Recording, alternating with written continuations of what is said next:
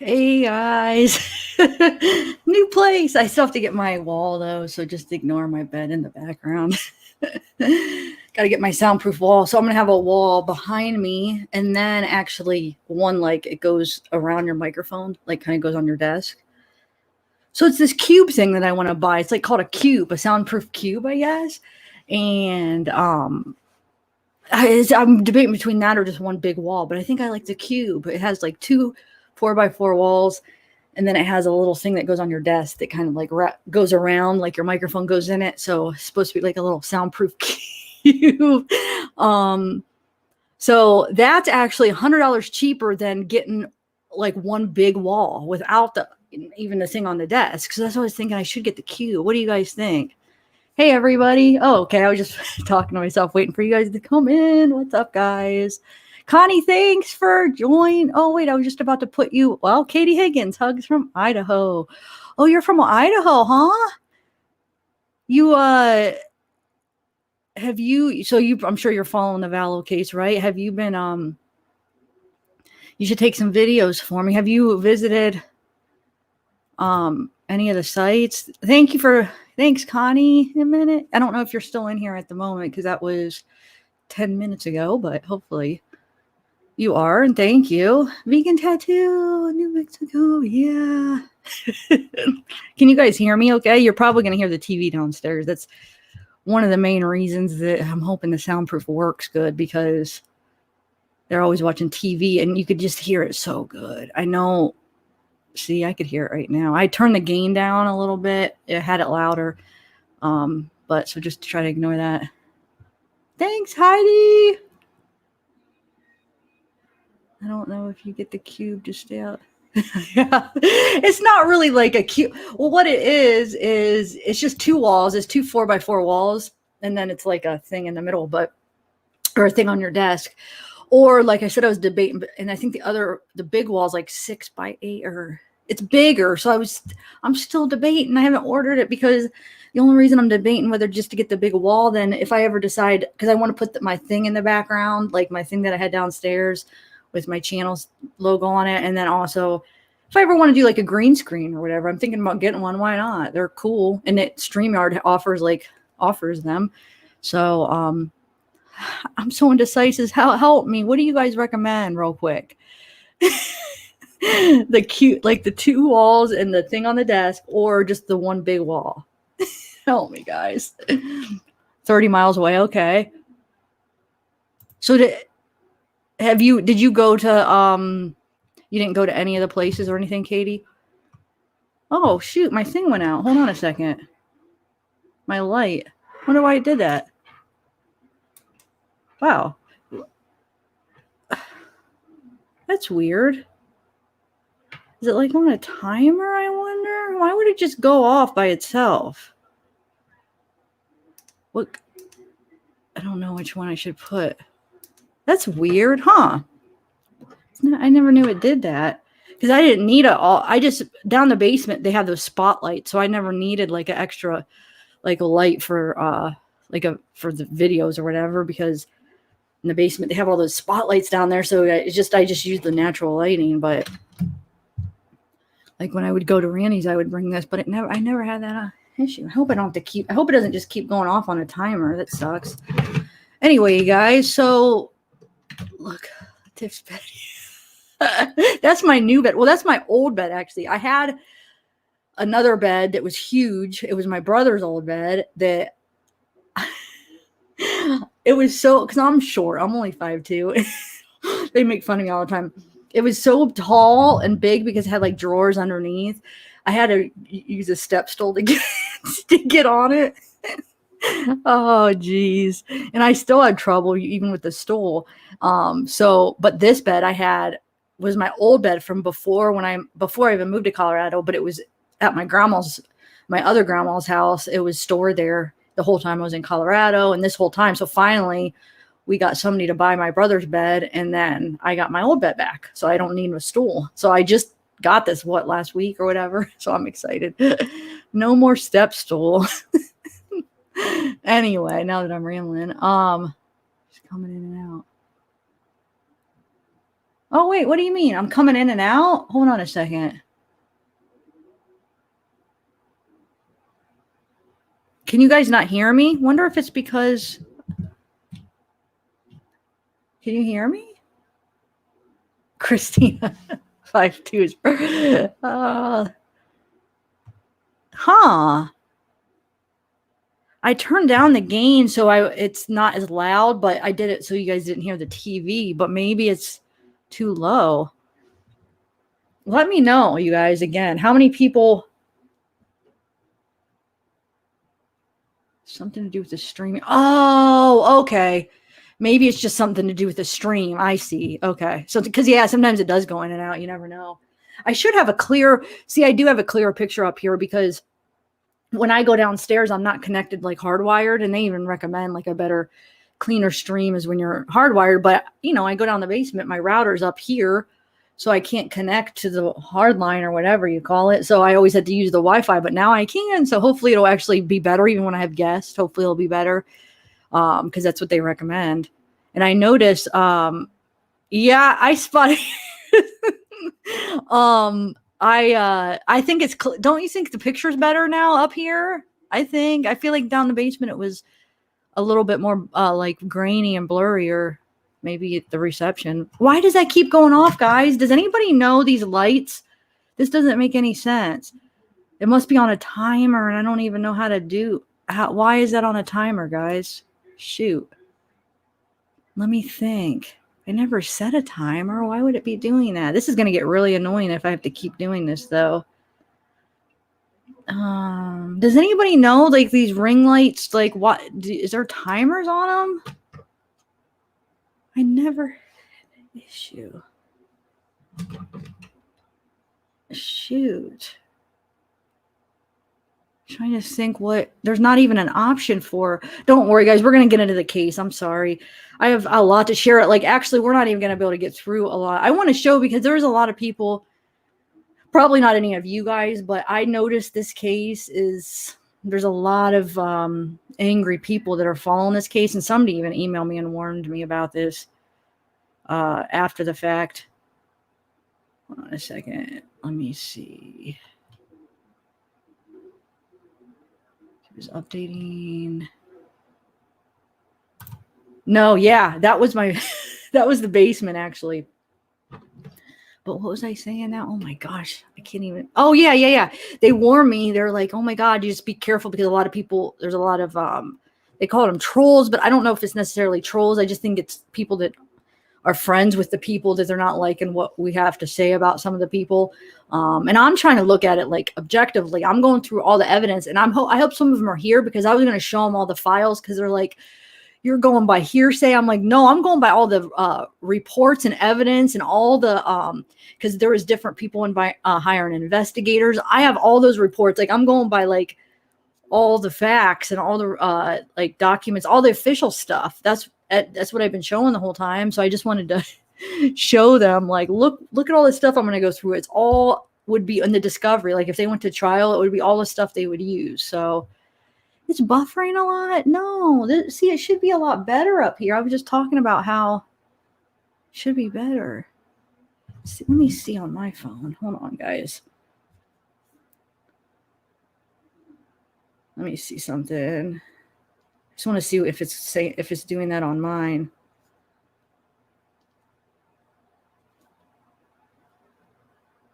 It should be a lot better reception too. I don't understand this. Oh shoot, sorry. Let's see here. I'm gonna see if mine is. But anyway, but was it buffering? No, it's not buffering on my phone. Huh. I don't know. I'm not gonna worry about it. But yeah, I have to worry about it actually, though. Actually, if there's an issue, I should worry about it, huh? But you know what is gonna be problems is this light, guys. I have to figure out because it can't just keep going on and off. Like what? That was like every what, 3 or 4 minutes, maybe 5 minutes, it's gonna go off again. Does anybody know how to? Maybe if I hold in this button, it'll not. Now it's blinking. All right, now it's not going to go on. Hold on, guys. I held it in and made it blink, and now I ruined it. I have to get it to work because it's too dark in here. I need a light. Why would it just do that? This doesn't make sense, guys. There always has to be an issue, huh? And I know it's not. I barely ever use this. I only used it a few times. It can't be not working. Hold on, guys. Just bear with me here. We're going to get into the case because I have a lot of interesting stuff. But just give me 1 minute. I have to. Hold on a second. Just give me 1 minute. Okay, guys. I swear I'll be back. I just have to figure this out. Hold on.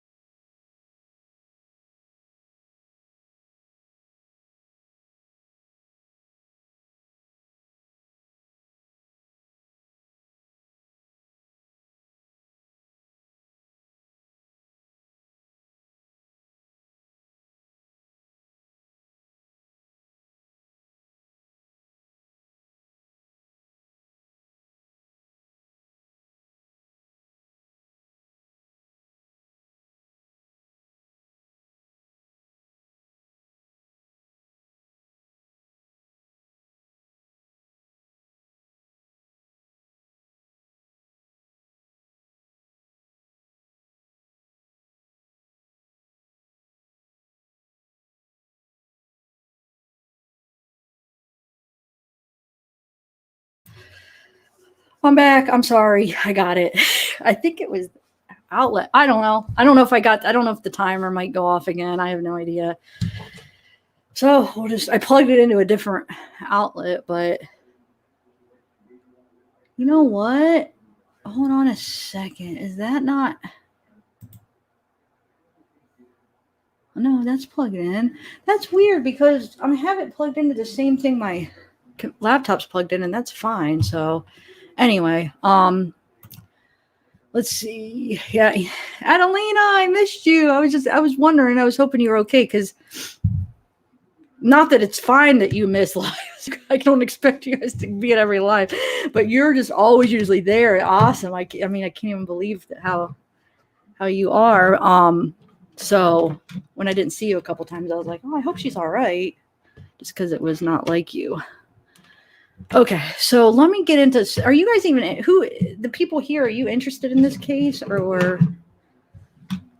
not? I know. I feel like there's not as many people that seem to be as interested. I think it's pretty interesting, and there's a lot of stuff to go through. What? They found her? Wait a minute. Are you serious? Do you know how every live, though, I feel like somebody says that? Like the last, 5 lives, people have been saying they might have found her. They might have found her. Are you serious, though? Hold on a second. Might have to change the... let me see something, guys.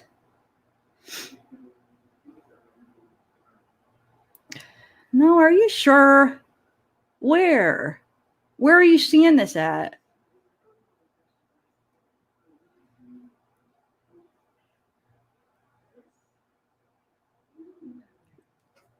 Wait, somebody has a connection. You can't hear me? Somebody said it might have been problems with the audio.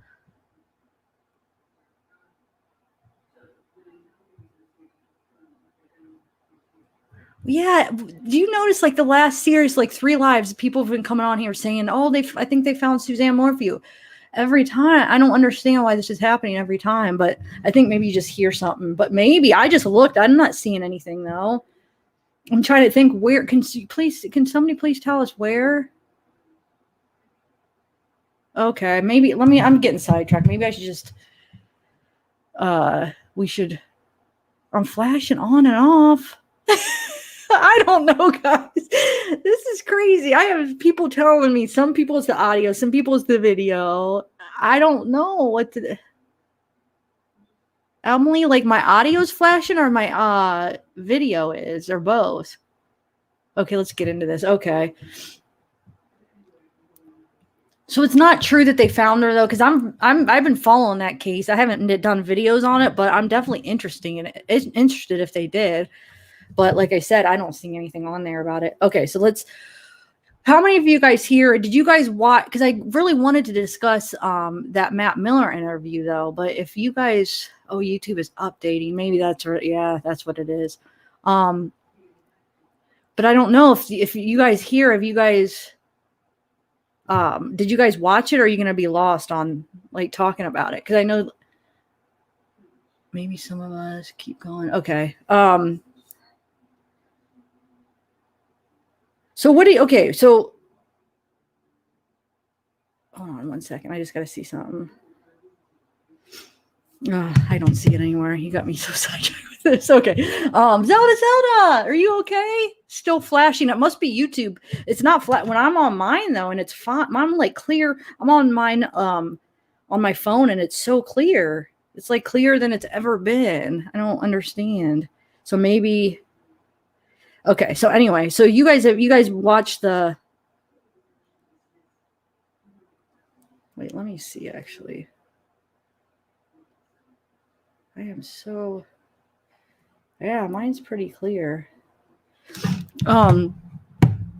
Okay, so what do you guys think? I'm kind of nervous to talk about this case for some reason. Just because of some of the stuff I've been getting.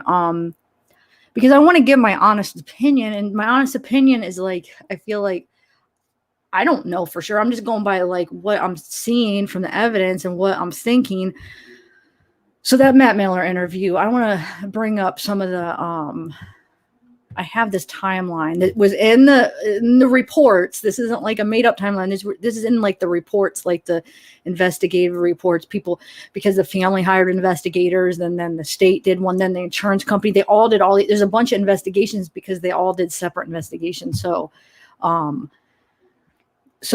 So in the Matt Miller interview, they say his time of death was the coroner supposedly, but I went through the coroner reports, and I still have stuff to go through because there's so much that I haven't gotten through any of it, but I haven't seen it in the coroner report. But supposedly they said that the time of death was around 3:45. But on one of the other investigations, they're thinking that could be different. The time of death is different because of witnesses, like neighbors, hearing the gunshot. And it was more, here, let me bring up some of these documents so I could show you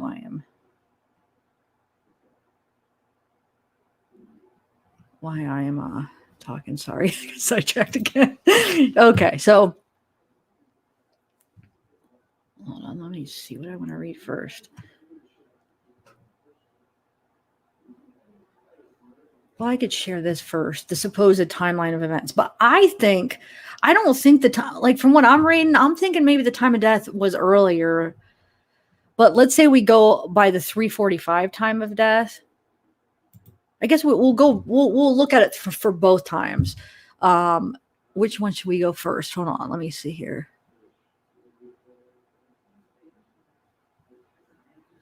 Just give me 1 minute, guys.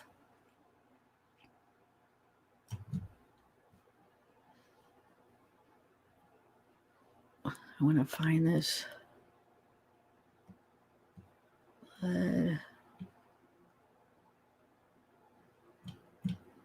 I just wanted to find this part where I wanted to read you first here. Okay, here we go. So it says Christian was found shot through the middle of his head, behind and above the ear at a downward trajectory, right? So he was slumped headfirst into a bathtub in a tiny bathroom. And another weird thing is the bathroom door, it was open, but when they got there, but his legs were blocking the doorway. So how did that happen? because Dylan said, remember, he came in and the door was shut and he just thought he was taking a shower, and he kind of knocked, hey, Christian, you okay? And he didn't answer. He said he thought he was taking a shower.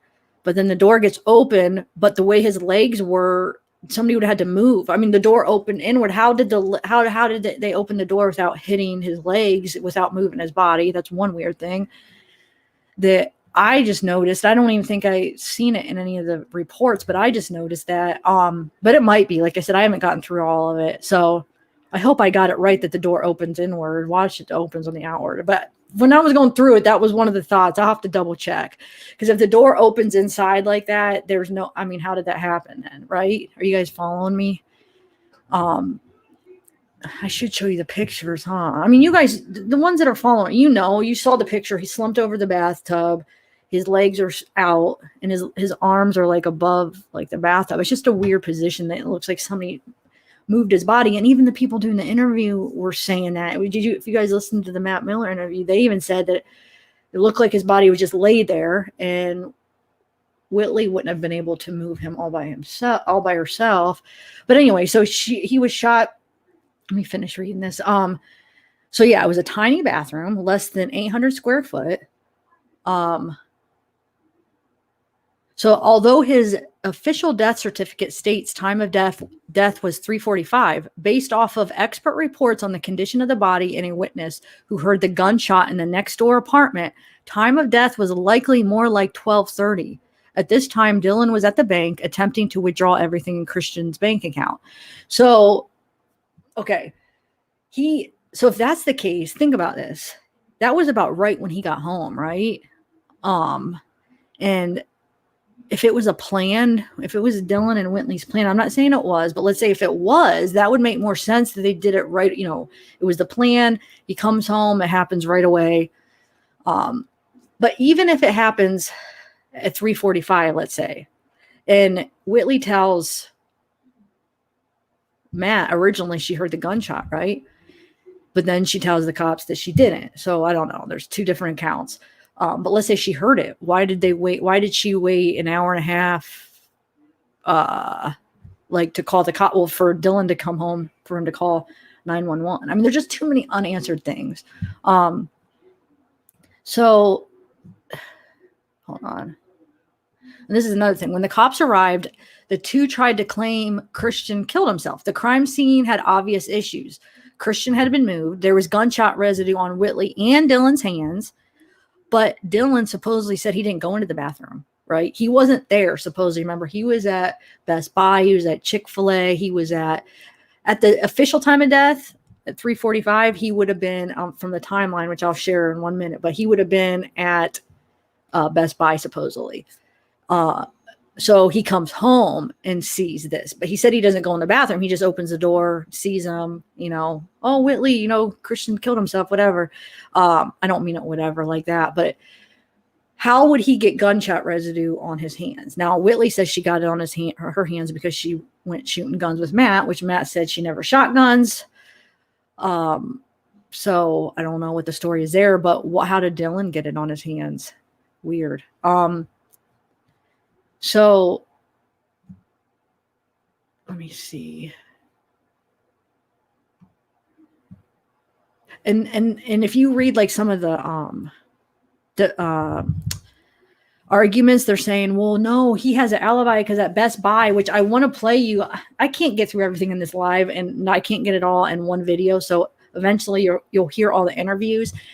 And nobody confirms for sure that day that he was at Best Buy. They said he was there, like maybe around that time. They don't even know the week. They're just like, yeah, I mean, he was there. He came and talked about speakers.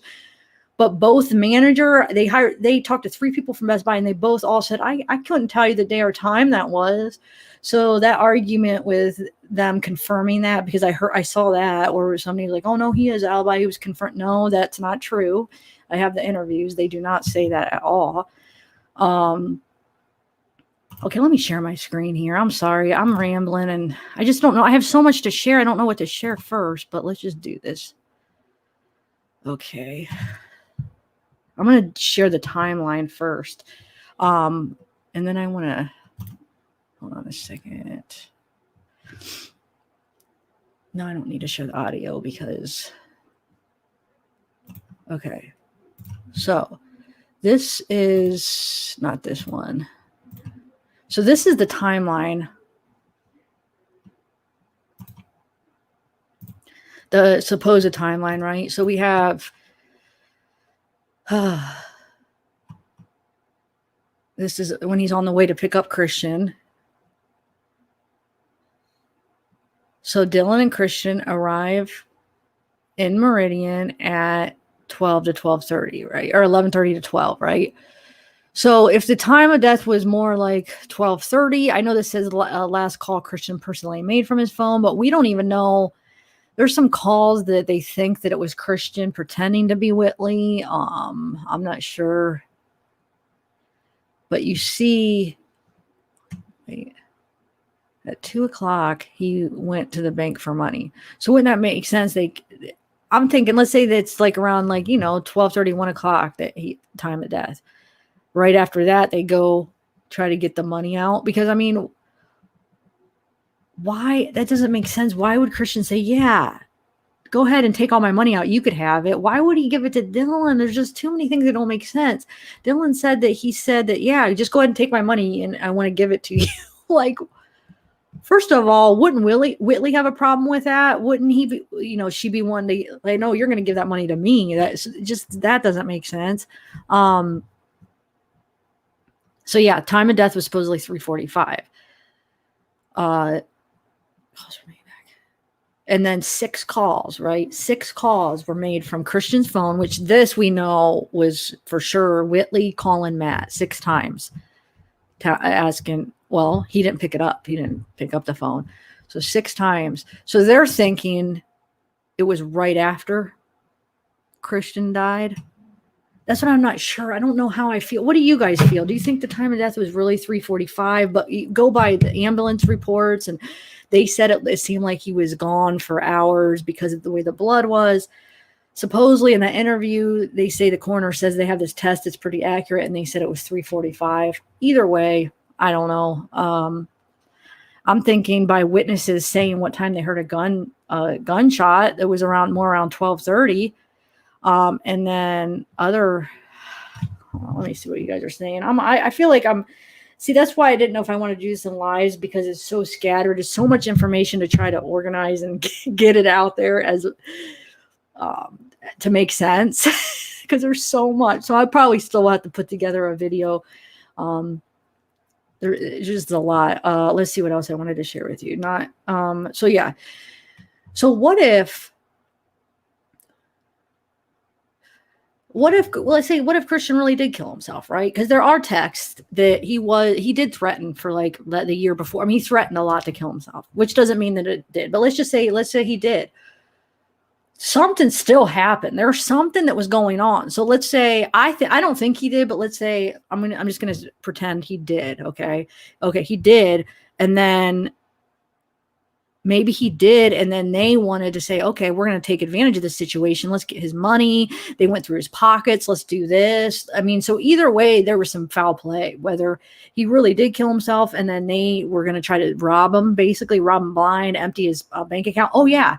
Supposedly his Jeep that was parked when he went to work he keeps like $6,000 of cash in a little safety box in his car, and Dylan would know that, and so would Whitley. It was moved sometime that day, and all the money was gone. And then there's a picture of Dylan with all this cash. I haven't shared those pictures yet. I don't think I want to share those. So yeah, you have that money's gone, $6,000. The Jeep was moved. So even if let's say he did kill himself, then they were trying to rob him afterwards. They were trying to do something. There were some lies, but I mean, or he didn't kill himself and they planned this. I don't know. I mean, yeah, she faked the pregnancy. And then that girl came out afterwards that wasn't going through the 12 steps saying that was a plan. She came out, trying to like clear her conscience. And, when you go through the 12 steps, you just try to like make all the wrongs right, just be honest with everybody. So why would she lie about that? Will you take that off your screen? It's false. Thanks. Take what off my screen? What's false? What do you mean? Okay, I'll take it off your screen, but not because you told me to, because I'm ready to move on to something else. Okay, so the other one I wanted to... So we have this other interview. So I know I read the one interview, but I have another interview of from Whitley and Dylan. It's a different one I would like to read, maybe.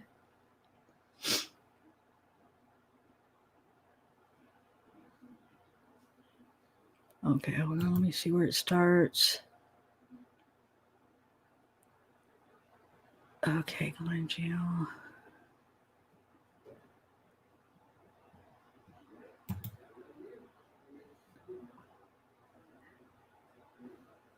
I don't know. What's everybody saying here? Let me check the chat. Oh. I'm sorry. I am so confused, you guys. That's why it's hard when I'm doing this, because I'm not seeing the chat. I didn't even know that was still up. I'm so sorry. Wow. I thought you were talking about the timeline. I'm like, well, no. Hold on. Let me... now, see, now I have to actually... Okay, so there we go. I don't know. I have... Look at all this stuff. Okay, look. I have so much stuff I want to share. I have... Does this come up? Let me see if this comes up. Hold on a second. Just give me 1 minute. Yeah, like I have all these reports.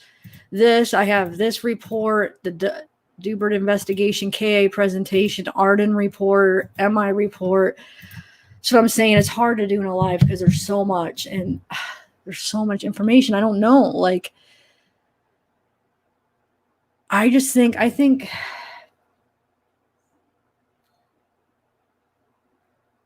oh, that's other weird things. Hold on. Where was that at? I wanted to show you that one guy, that Sims guy that the family kind of had watch over the apartment, I guess, which is, I don't know. Think what you will of that, but just to kind of watch over of what was going on at the apartment. And he said around the time, now this was around the 3:45 time. So if the official if it was the time of death really was 3:45, he said he saw a tan. Well, one of them said, how do they describe it? One described gold and one described tan. So I'm thinking it's the same car. So either, I'm going to find it. Either when they asked Dylan what kind of car he said he had a gold one or a tan one. And then the other person said that they saw a tan or gold. But do you see how that could be the same truck? It was a truck. And the one guy said he thought it was either a Chevy or a GMC or whatever. And it was a Chevy. Dylan had a Chevy, said it was in the driveway at that time that he was supposedly at Best Buy, supposedly that this happened. Which is kind of weird. Because was he there or wasn't he there? You know, let me see if I could find that. Actually, you know, I think that's on Dylan's information here on his. Hold on a second.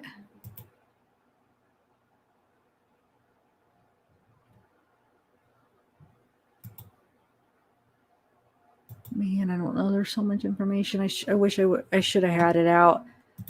But basically, I think it's the same truck they're talking about, which is, was he there or not? And then there's another witness that said that they had seen Jet Miller come out with another guy that day, that he was at the apartment that day, which is kind of weird. That's Matt Miller's cousin, right? So why was he at the apartment? Because he said he wasn't at the apartment. So I don't know. There's so much stuff going on, and I don't know what to think. I don't really think Matt's involved. I really don't, because he's been very open, and he just, like you see at the interview, he just gives him his phone and lets him screenshot things. He really didn't have anything to hide, I don't think. There was some, hold on a second. You could see there, hold on, where is it? It's over here, I think. Some of their text messages. We could go over those. Let's go over those here, because that's a part of the interview. And you know that part, I took out a big chunk of that part from that interview when the interviewer showing him some of the messages that were on Christian's phone. and Matt's reading them, and then like he's shocked. He's like, "What?" And they don't say what it says. And I cut out probably like 3 minutes of that. So that, I mean, there must have been a lot of messages that he was reading through because it was just silent time. So I wonder what those are. It might be in these reports. I haven't got to all of them yet. Like I said, there's a lot of text messages that I still have to go through. So they could still be in there. But look, these are the calls. So this is Whitley's calls from Christian's phone to Matt that day. Missed calls. So you can see if, okay, they estimated the time of death was 3:45. So that's an estimate, of course. So let's say it was right after Christian died. She called 1, 2, 3. I mean, like minute, like she just kept trying to call. So that's one reason I'm thinking maybe that it was closer to the time of death, because she's calling all probably nervous, like, hurry up and come get me. Or was she trying to frame him? Was she trying to get him over there to make it look like it was him, you know, to put him at the scene of the crime? Because they had some things going on where something, Christian did something to his car years ago, and now look, he's with her girlfriend. So I mean, she could have tried to frame him in a way. Who knows? I don't know the truth. I'm just trying to go through what's here, and there's just things that just do not make sense. And like I said, I'm going to put these in videos where they're going to make more sense. Right now, it's hard to do this on a live when I have so much stuff I want to share. Let me see here, Matt. Where was the one? Because they're sure, like around, what was it, 12 something? They said they're sure that was Christian pretending to be Whitley, asking him to come over, texting. But if the time of death really was earlier, maybe it really was Whitley. Maybe it was Whitley trying to get him over there to frame him too, you know, get him over there earlier. Because I'm not so sure. We're not so sure if that really was Christian. The interviewer just thought that because they thought they really trusted that time of death being 3:45. But now that other experts and they're going through this stuff and going through the stuff, this might have been before. Yeah, this would have been before the investigation was done from the family's investigation, you know, where their person said the time of death was more like around 12:30. So anyway, so some of these text messages, so this is Whitley and Matt. So it says, oh, what? It says, what video? Snapchat. But see, there's no time here. Shoot, what time is that? I don't know. It says, where are you at? Ellisville? Far? It is. Yeah, it is. Best not blow me off, little boy. And okay, so then Matt's this one. It says, I'm not. Where are you at? She said, Enterprise. Where you want to meet? Hey, dude, getting kind of close. El Cheap. What does it say? El Cheapos? That's where I'm supposed to leave my car. Yo, I can't. Something straight. This is hard to read. Be there in 20. Okay. So then this is when she starts texting him about Christian kicking him out. So this is okay. Nah, this is the time I want to know. This is, oh, shoot, it's all blurred off. I can't tell. But it was supposedly when he was on his way home with Dylan. Hey, Christian is kicking me out. I need you to come get me, please. And he says, I went to work. And she says, please, I have nowhere to go. He says, call Dallas. I really can't leave right now. She says, after last night, you can't leave. And he says, it's a job. I was already late. I swear I would, but I really, really can't. And she says, did I say your name last night? And he says, no, why? She says, because I normally do. Duh, little boy. She says, what do you mean? She says, I don't remember crap from last night. And what does it say? I don't know. Can you guys read that? Nothing or something? So this is Whitley. What you doing? So this is the one. What time does that say? 1. Oh, no, this is afterwards. Okay. I'm trying to find the ones where... Is that the ones where they said... No, it wouldn't be that one. Remember where...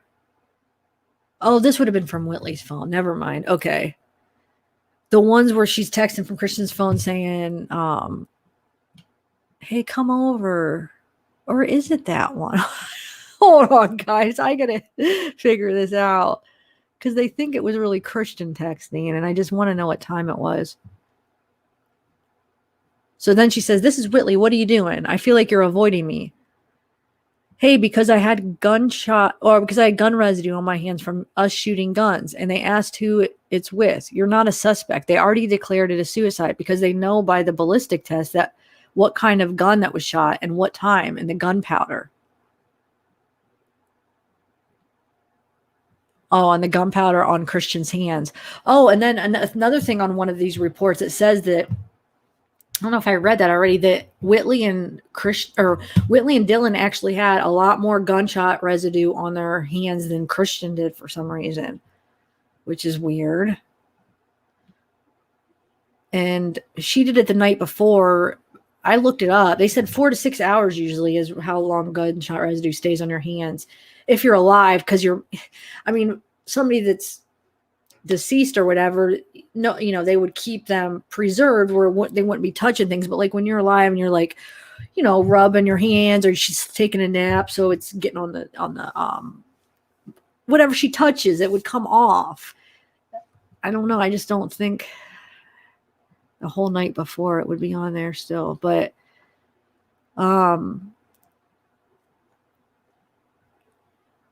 said, "I'm sorry he's gone, but I didn't talk to him or nothing, and I'm in it." She says, "Because I shot guns with you the night before he shot himself, Matt. When did they come to you?" He said, "Last night. Please don't kick me when I'm down." "I'm not." "Did you find Christian or did Dylan find him?" "Dylan." "You told me you woke up to a gunshot and found him." "No, Dylan found him and told me, and I found him." "Your story has changed so much." "What? So where was he shot? You told me something completely different." "His head. I didn't even know where he was shot. I didn't when it happened because it didn't go through. I just found that out." "Yeah, huh? Well, if it didn't go through, then how did the bullet was in the bathtub? What is she even talking about? How did I do that? You told me you all fell asleep together and you woke up to a gunshot, ran upstairs and found him. You said nothing about Dylan. You said you found him." "Dylan didn't even ever go upstairs. Dylan told me to check on him, and I did, and he was dead." See, that's a lie, because Dylan said he saw him. He was originally saw him and then told Whitley, "Oh my God, Christian's dead." So there are just too many lies. Why are all these lies? Could it be just because he really did kill himself and they were just trying to rob him, and so they did stage the scene because they were going through his bank account and they were putting it off for hours so they could get his money? Possibly, but something's not right. Something is not right here. I'm sorry. "I talked to the judge, Christian's uncle, my uncle." Whoa, Dylan said he found him, and I talked to the judge. Christian's uncle, my uncle, but you told the police a whole different story. You're trying to say I'm guilty? I don't know. Nobody knows. Why would he kill himself? Everybody's trying to find out. Wish I could tell you. Yeah. My story did change because I didn't want to make you feel bad. He did know we were together because he tracked my phone. I didn't tell you because I didn't tell you. Oh, because I didn't want you to feel bad. You have to consider I went through more than I should have with all this. I was cleared as a suspect and it was rolled as a suicide. Did anyone ever stop and think my whole entire life ended by finding what I did in the bathtub from one night of messing up? I'm not saying because I want to get high with you, but just to clear. This is a. So look, I should be reading these notes. Wait a minute. Why am I not reading these notes as I'm reading them? Hold on a second.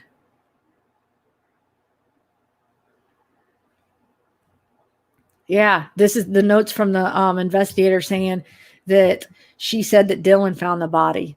So they're comparing them to these texts.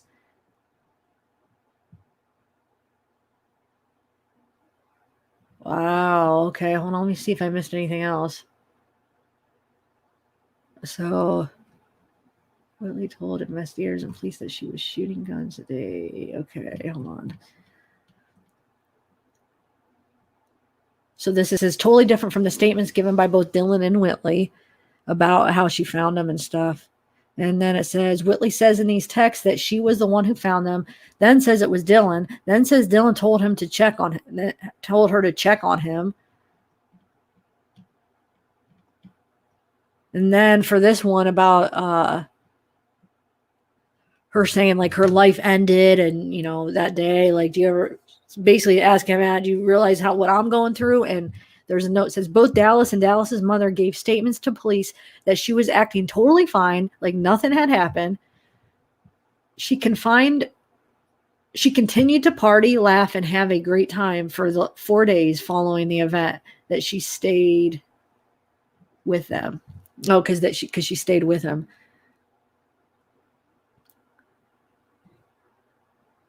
Manipulated, known to be a follower. It says, okay, Dylan has been cooperative with police. He's a known drug abuser and easily manipulated, known to be a follower. There we go. Claims he was at Best Buy during the time of death, but we have no evidence to prove this. Someone was using Christian's phone after the time of death. Whitley was supposed to be asleep. Oh, that's the other thing I wanted to bring up. That was the main thing. I can't believe I forgot. So she called Matt's phone five or six times, but she was supposedly sleeping, remember? She was sleeping. Well, originally she told Matt she woke up to the gunshot, and then she told the police that she was sleeping. And so Dylan came home at like after almost 5 o'clock, and that I think it was 4:45, and he found Christian. And she was still sleeping, and he woke her up. But then who called Matt those 5 or 6 times after Christian was dead? Who called him if Whitley was sleeping? Do you see what I'm saying, guys? I'm not trying to like blame an innocent person, but she's lying about something. I mean, because was she sleeping? Was she not sleeping? Well, she wasn't sleeping, obviously, because she called Matt. So if Christian was dead at 3:45, she calls Matt. She just sits there and lets him sit there until Dylan comes home, and then Dylan calls the cops. I mean, why the lie? Do you see what I'm saying? If he really just killed himself, then why would she have to lie about it? Why not just say, "Oh my God, this is what happened. I woke up and I saw him, and I had called 911, or I was scared to call 911, so I waited for Dylan to come," or whatever she wanted to say. But why lie? It just doesn't make sense, guys. I'm sorry. I am rambling, huh? I'm missing a lot. Hey, thanks. Oh, thanks. Hold on. Let me put that up real quick. Let me go back to the chat for a minute, guys. I just have so much information, guys, and I'll put a good video together, but just lives, I'm not the best at keeping it to just putting it together with all this stuff. There's so much, and I don't know where to start. But at least with the recorded, I could edit and stuff. Thank you, Dr. Latina. Or how would I say that? I don't know how to say that. Is it Dr. Latina or Dra Latina? No, there's a period after. So a thumbnail sketch with names of key players. Man, sorry, I'm not your document. There's someone to comment on the screen about Suzanne. Wow, I'm behind on the chat. Hold on, guys. Let's see. Whitley's. Oh, thanks, April. I don't know. I mean, should I read one of the reports? I have the one I put up like 5 things. Well, you saw what I have up there. Pretty interesting things that I could read any of them. I could read the Whitley, the other interview that's kind of interesting. Dylan and her other interview. Or I could read one of the reports. I don't know. Now I wish I would have saved and knew exactly where the whole truck thing, where they said about that truck being in the driveway at 3:45, describing the truck, and it sounded like Dylan's truck. It really did. And then also about somebody seeing Jet Miller and somebody walking out of the apartment. I'll get that in a video because I know because I'm all trying to find it. It'll probably take me forever to find it. So But I could read some of that stuff. What do you guys want to hear? Actually, there's this report. Let me put this report where it shows some pictures. We could show that real quick. Let's see, which one is it? Hold on a second. Yeah, this one has some pictures for those. Some of you guys are new. So this is death. So we got the crime scene. So that's the apartment. So yeah, they came at approximately 4:45 p.m. is when they were dispatched to a reported suicide.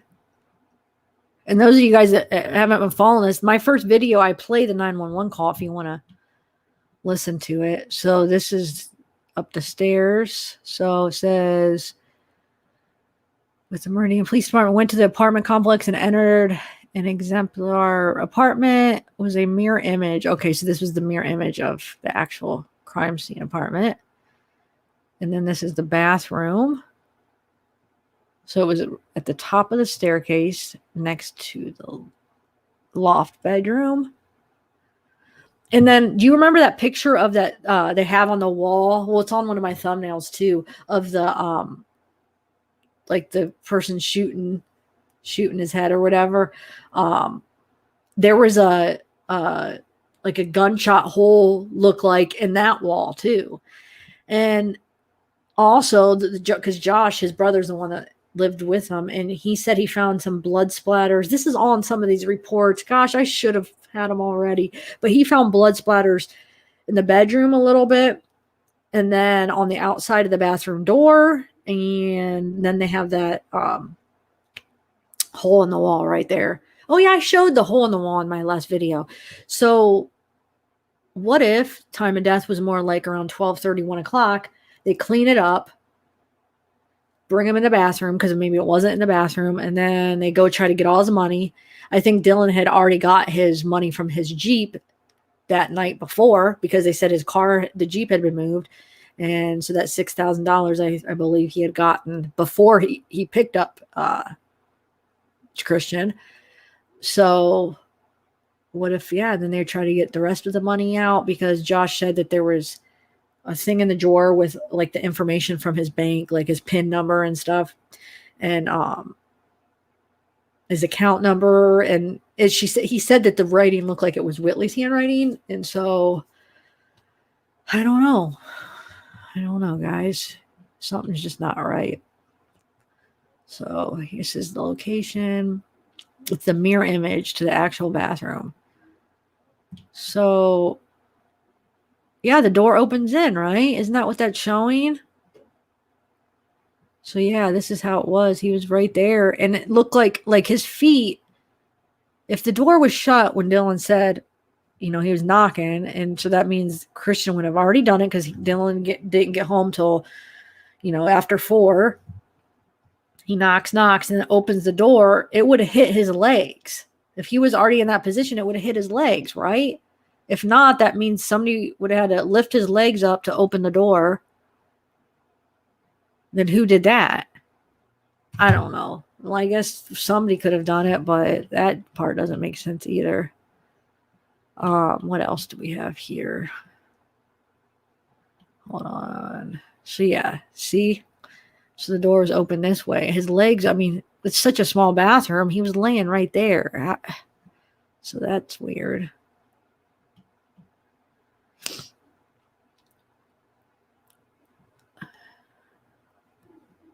Says the upper torso was found inside the bathtub with his arms parallel to the body. There was no obvious indications of blood stains, evidence of the bathroom on evidence. Wait, no obvious indications of blood stain evidence on the bathroom floor or bathroom fixtures. Oh, you know what? I wanted to read you this part here too that says about. Oh, let me just finish doing this first. Okay, so there were no visible bloodstains on either the bathroom floor. Oh, yeah, the bathroom fixtures, absence of bloodstains. And that other weird thing is that, that bloody shirt behind the toilet seat. Why? Oh, let me put that comment down. I don't get it.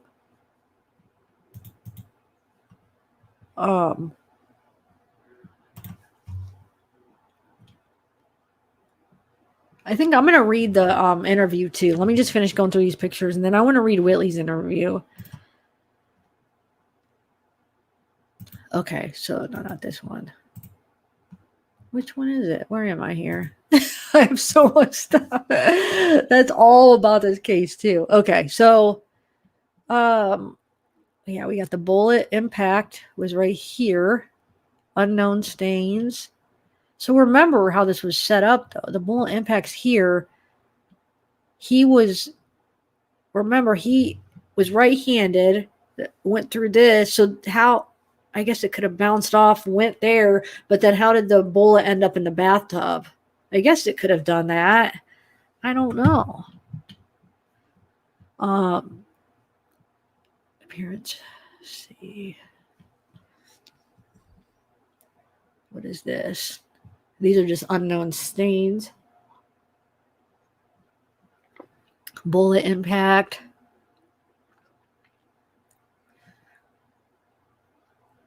Okay.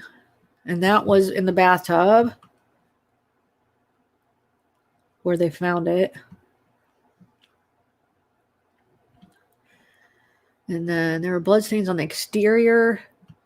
Yeah, on the exterior side of the door. But I'm gonna be fair. I'm gonna go from both sides, and I do want to show you all the arguments against like what they claimed that. Okay, there's bloodstains right there. You see on the door.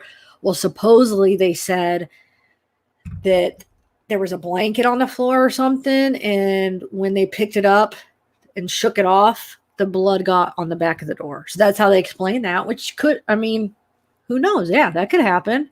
But why weren't they a little bit careful? I guess because they already ruled it a suicide and they didn't really freaking care about the investigation, which was a bunch of crap. But I mean, I could see how that could have happened. You know, they're like shaking it off and the blood gets right there. So, but there was blood in the bedroom though. Some blood splatter that the brother saw. So, oh yeah, because it says the transfer of stains on the bathroom floor were not present. Well, okay, wait, that was on the bathroom floor. Oh yeah, were not present when the first arrived. They appear to have been created when the body was removed from the bathroom.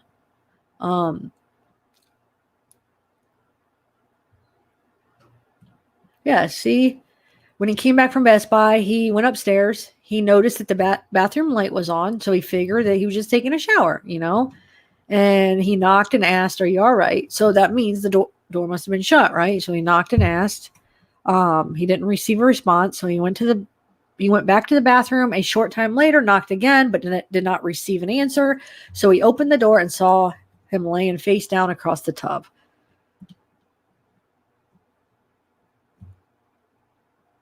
So this is the splatter on. Oh, they're showing it again on the exterior side of the bathroom door right here, and then right there.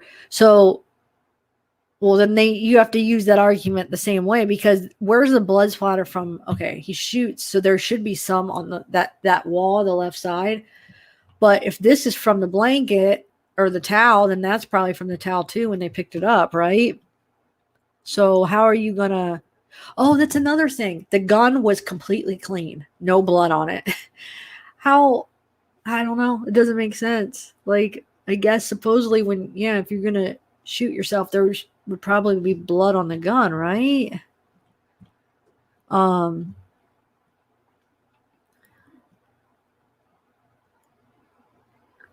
bathroom door is open.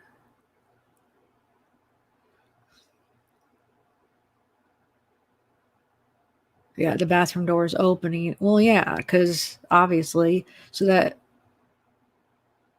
yeah, I don't know. Okay, so, yeah, it's just saying that the bathroom door was open at the time. The impact of the splatter on the bottom of the bathroom door was traveling right to left and upward. There was also impact splatter on the wall behind the door. There was an area void of blood on the wall. The bathroom door was open at the time the blood was deposited. Yeah, because these matched, and then behind it was clean. So that probably was from a towel or whatever.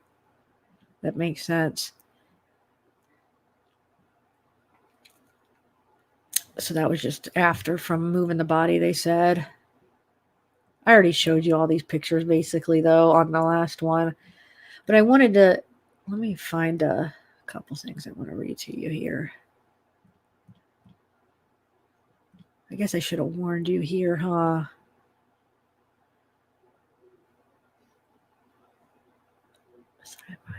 Okay, so this is all blacked out. Okay, so let me, there's, hold on a second. Just give me a minute so I could see what I want to read. You probably can't even see it, huh? I could make it full screen. Let me just see what I want to read and then I will. Okay.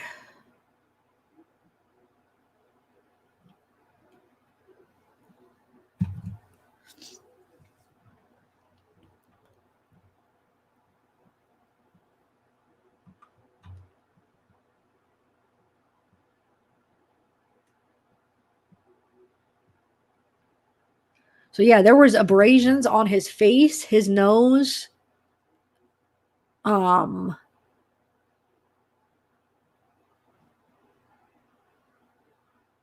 his blood toxicity and autopsy showed no signs of chemical or drug use during the time of his death. Gunshot residue was found on all three members of the scene. The strange part about the gun residue was the fact that Whitley and Dylan both had more gunshot residue on them than Christian did. That's what I was telling you earlier. And both Whitley and Christian denied being in the bathroom, touching the gun, and moving Christian. Well, Whitley did say she was in there holding his hand, I guess, but she denied touching the gun. But I could see, I guess, if Christian had it on his hand and she was holding his hand, I guess she could have transferred it on his hand. But how it doesn't answer how Dylan got it on his, right? Let me see.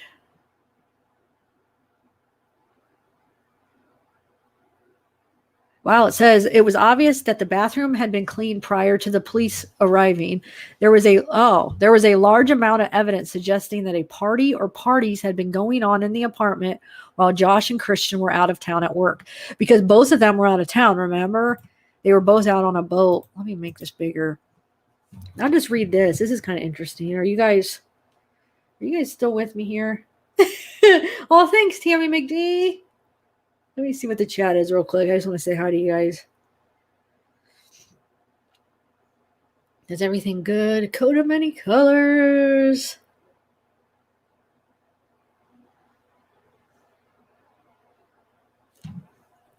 Okay. Oh, the O'Brien's family, or O'Brien's Crazy Farm. I'm trying to think. Okay, what do you want to talk about? The interview. Yeah, I mean that interview. Basically, he says, I wish I should have had some clips ready to play.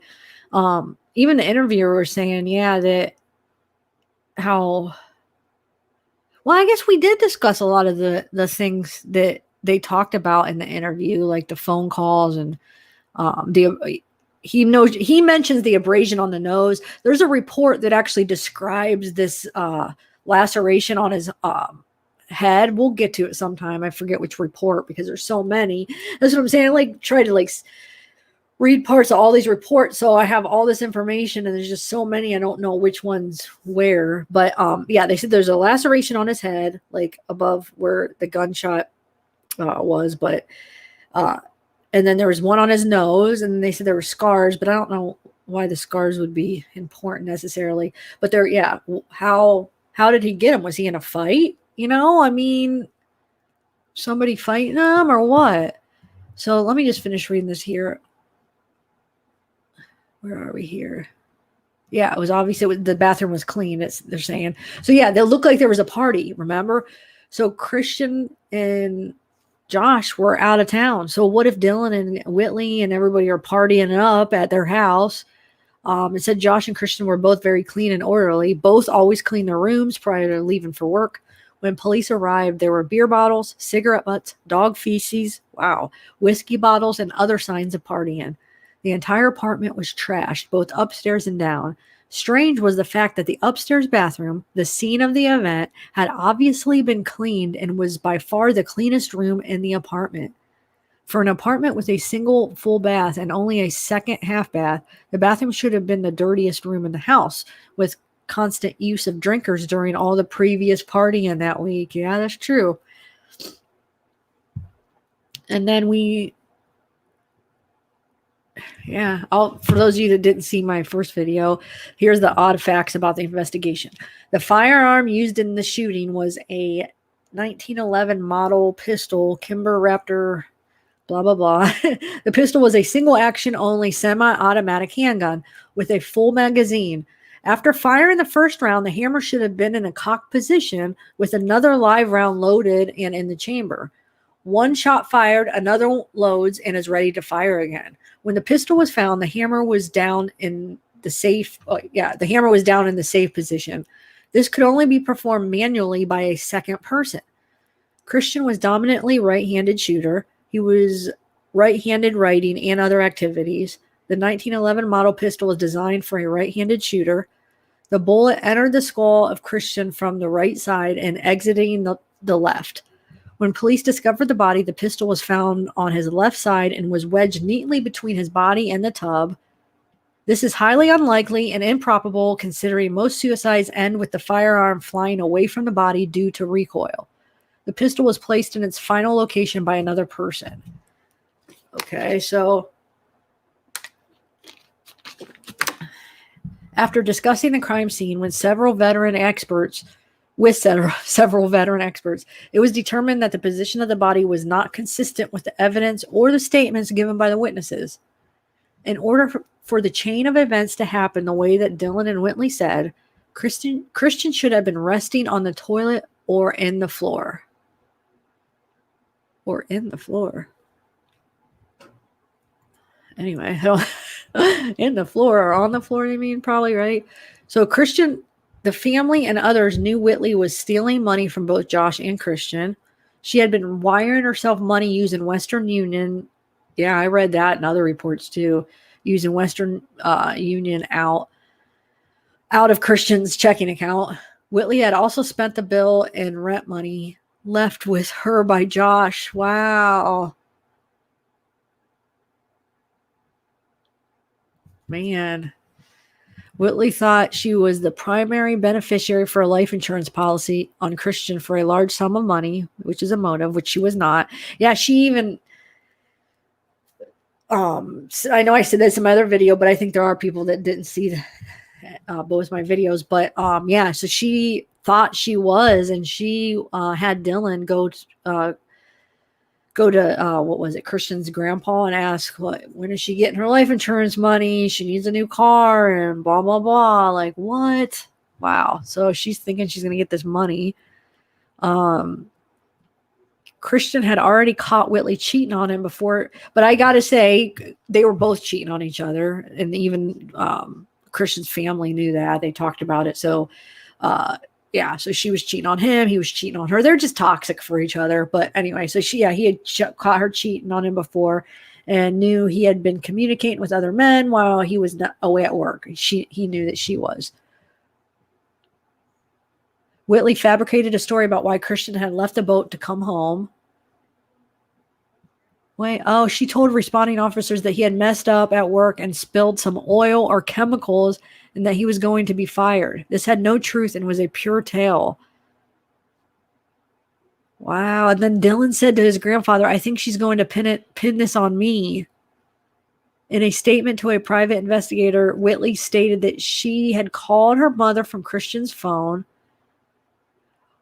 Was the number of the mother. No such calls were made according to Christian's phone records.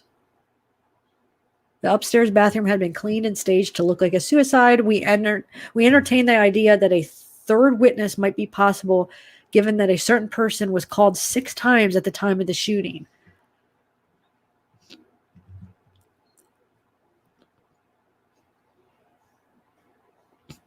So yeah, that's about her or somebody calling from Christian's phone, which he would already had been dead 6 times, and Whitley was supposedly sleeping at the time. And yeah, so if Whitley was asleep and Dylan was gone at Best Buy, then who was making the calls? How did a right-hand shooter shoot himself in the head and then transition the pistol to his left hand? Where is the missing bottle of Josh's Ambien from his closet? Wow. See, I didn't read all this. I didn't know that. I didn't know some of this stuff. Oh, had 75. Oh, wow. See, I've read somewhere 6,000, but this is saying $7,500. Who took the bug out box that was supposedly in Christian's Jeep, known to contain $7,500 in cash and a 9mm pistol? This was not confirmed. No cameras were active at the site where Christian's Jeep was parked. Let's see. We already talked about that. Oh, the same. The gunshot residue only exists for a short period of time, hours, not days. Yeah, that Whitley would need help to move Christian's body if it was moved. And there was little blood anywhere in the bathroom, but directly in the tub.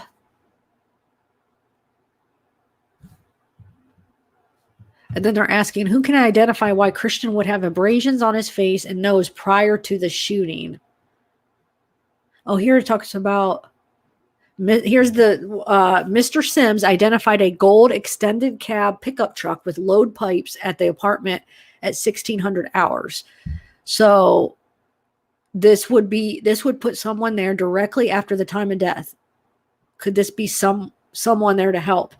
So that would be 4 o'clock. His time of death was 3:45. Dylan supposedly was at Best Buy till almost 4:45. He was supposedly at Best Buy at the time, but he has a tan truck. Couldn't you see somebody describing like a tan gold, maybe possibly in a gold tan, just interchanging them possibly?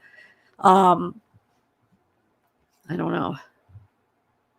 Was Whitley in the bathroom at the same time of the shooting?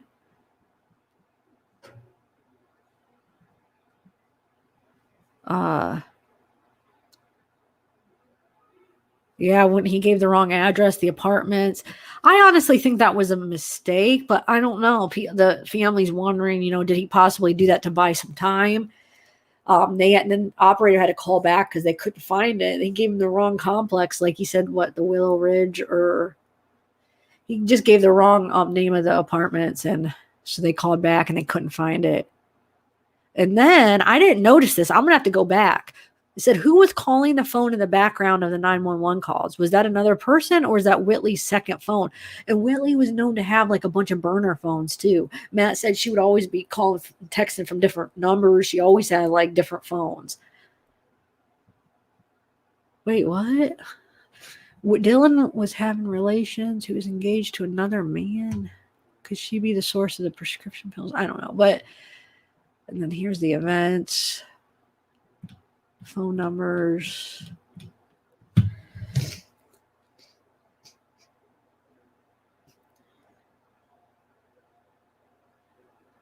Oh yeah, K-Clo, because they were I think they were going to try to frame Matt. If Matt would have came over, and then they could have put it all on him, maybe.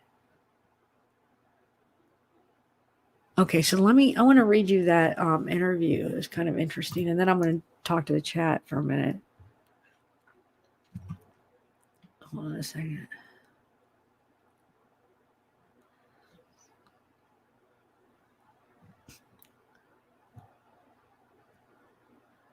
So, yeah, this is...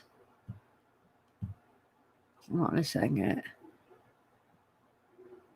Livermore is on the back right leg. Oh, yeah, that's another thing of the lividity or whatever on his legs. I have pictures of that, too, where it just looks like that he wasn't in that same position. I should read this. The forensic evidence indicates that the time of death was much earlier than reported. Hold on, let me see something. Okay, let me read this here. Hopefully there won't be too many hard words to pronounce. Let's see, because if they're like medical terminology, I don't know. So it says the photographs from the scene and from the morgue strongly suggest that Mr. Andreacchio was in a well-developed rigor mortis at the scene. The time to develop strong rigor mortis varies, but typically requires at least several hours and is consistent with a significantly longer interval on the order of 4 to 12 hours. The morgue photographs indicate that he was transported in the body bag in essentially the same position he was found, namely bent at the waist and at the knees face down. The photographs almost demonstrate that he had fixed livor mortis on the back of his right leg, especially on the calf, which is totally inconsistent with his positioning at the scene, in which his right leg calf was facing up. So blood should have drained away from that area by gravity.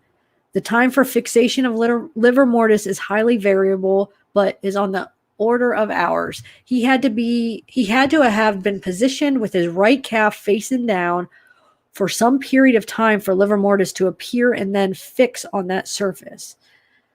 So, yeah, because so his right calf was basically facing up because he was on his stomach, like on that way. So they're saying it looked like, and with the lividity too, yeah, I'll show you the pictures. They were saying that it looked like he was not in that position.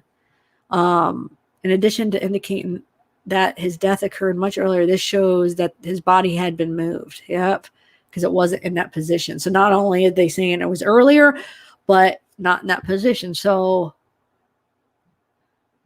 let me see. Man, this has some good information here. Says the ballistics evidence is inconsistent with him having shot himself there. Had Mr. Andreacchio, I always say it wrong. Well, Andreacchio shot himself while kneeling at or over the tub, the bullet would have continued to travel to his left after exiting his head, and thus would have struck the wall or inside of the tub to his left. But no such bullet strike was found. Note that a bullet strike in the wall above the sink vanity was found, demonstrating that a bullet would have had sufficient force to damage the wall or tub after exiting his head. In addition, for the projectile to have struck the wall behind him and still end up in the tub, that bullet would have to ricochet multiple times around the room, which, in addition to being unlikely and unsupported by any evidence, still would not explain the bullet strike in the wall by the sink. So, and the whole decock, they're talking about the decock gun, and then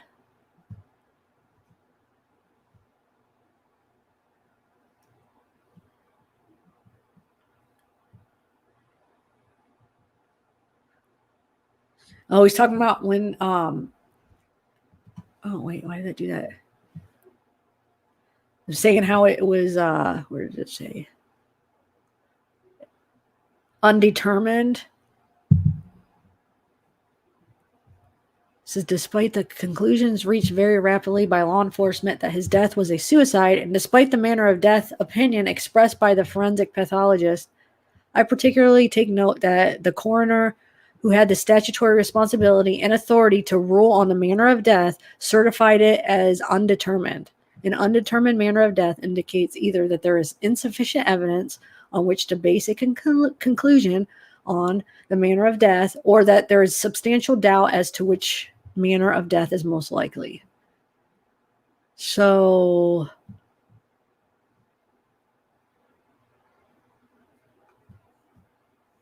let me see. Yeah, they're saying my opinion is clearly a stage death, but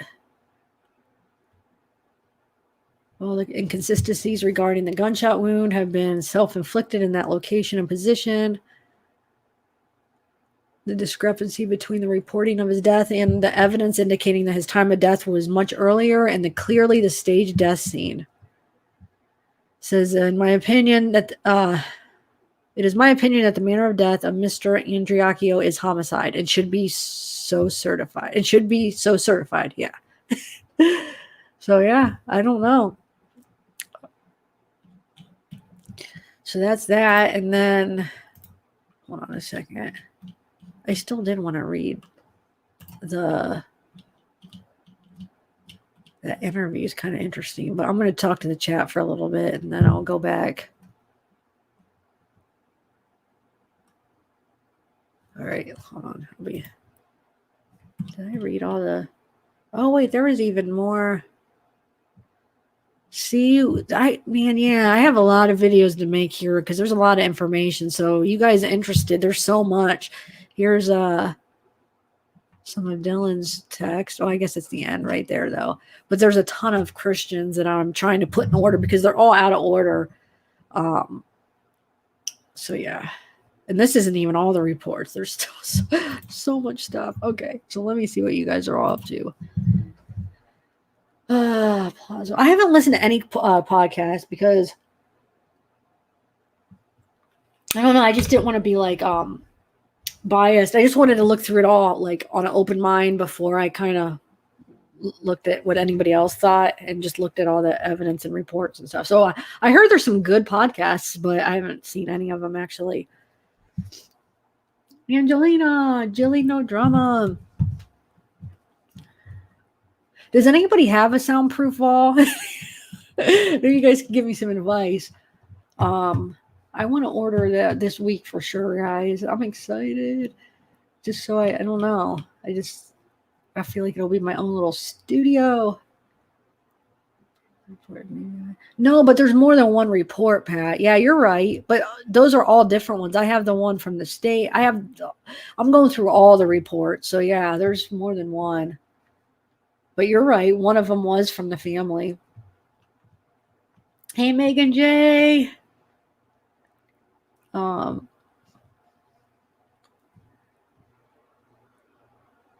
was scrubbing. Yeah, vegan tattoo. I don't know. I mean, I just thought it was interesting. Like I said, I came across it when I was going through 911 calls, and I don't know. I just got interested in it. And so I don't know if you guys, hopefully you guys are interested because there's so many videos to be made. If I put all of that stuff, there'll be a lot. So hopefully you are. If not, I don't know. We'll figure it out. We'll just figure it out as we go. But there's just something that doesn't make sense. I can't say for sure that it wasn't a suicide, but then why all these lies? Were they just trying to rob him after? Were they trying to, why were they getting Matt involved?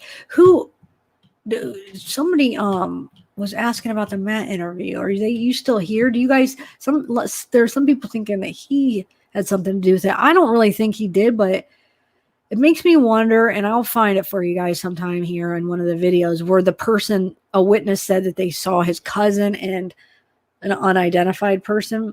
They don't know who he was with, basically, in the apartment that day. And why did he lie? Because he said he wasn't there. So why did Jet lie about being there? So then it makes me wonder, was there more people involved then? I don't know. Were they trying to rob this guy? I mean, he had probably $7,500 in his car, and then they were trying to empty his bank account. Was it like a big plan that there was like a few people together on it trying to just rob the guy blind?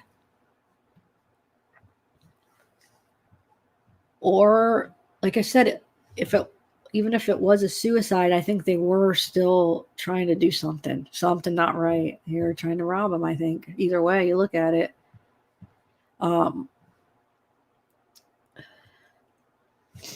Yeah, Linda. So there's a gag order. So, but I mean, she's doing good. They're just a gag order, so they're not really allowed to talk about it. Sorry, I haven't updated. I was getting mad because I was trying to keep personal names out of it. So that's why when we did that live with her, I didn't end up sharing the documents, not because I don't know. We just got caught up in just talking and I was just so overwhelmed and emotional and I just didn't end up sharing all of it. But I spent hours blacking out all the names, like her name, the father's name. Even when I did that video before, I blurred out his face. I was trying to keep it private. And people came to my videos saying the names all over it. First of all, bashing me because I guess the dad's girlfriend was saying all this stuff, how the mom was lying. It's like, don't you realize you're you guys are doing the same thing. You're saying that I'm only hearing one side, but you're just believing the dad's side. I read the dad's statement. I was going to share it that day. I read her statement. I read all the freaking court documents before the gag order.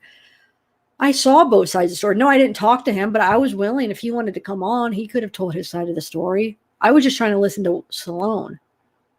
Oh, thanks, Cherry. You know, I was trying to listen to her, and she just seemed scared. There was just something not right, and I was trying to give her a voice. And we wanted some answers, so the mom was willing to come on the interview so we could ask some questions. It wasn't just trying to hear one side. If the dad wants to come on, we could ask him questions. Now they won't be able to because of the gag order, but it wasn't trying to just hear one side. So people were just coming at me, and it's like, you guys, you're yelling at me, and then you're spreading their names all over. I was trying to keep the names off of it, and they were all over the comments and talking about this Twitter account where basically, oh, the mom is lying, and but you're hearing his side then. So you're yelling at me for just asking the mom questions, but then you're going to just automatically believe the dad and then say I needed to do my research. I did my research as much as I could. I didn't. If he wanted to come on, that was the last step. If he could come on and answer some questions, I can't make him come on, but we had questions, and I wanted to ask the mom some questions. And like I said, I read both of their statements, their declarations or whatever for the court, and their accusations of each other. I read them both. I saw both sides, at least as far as what were in those. So basically, I did hear the dad's side. And I was just trying to give Sloan a voice because something was not right with how she was so scared. So I had to make those private, because they were putting personal information, and it was getting really bad. People were all coming over. They must have, in that Twitter account, I think they must have told them my channel or something, because everybody was coming from his girlfriend's Twitter account and like saying crap. So it's like, I gotta make these private, and then give them the information. It was just so wrong. I do, and I try to. I feel like we try to be kind of neutral. We weren't sitting there just bashing the dad. We were just asking questions and trying to get some of the answers. And I don't know. So but there's a gag order, but Salone's okay. Well, I don't know actually. I know.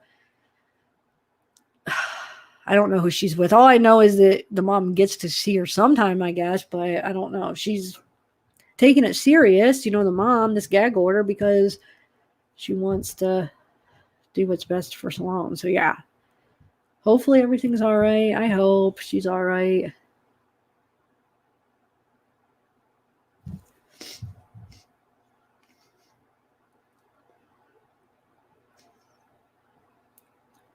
There was just one claim, and now that there's a gag order, I don't know if I'm allowed to share it because this was before the gag order that I found out about this. So I don't know. I don't want to get anybody in trouble.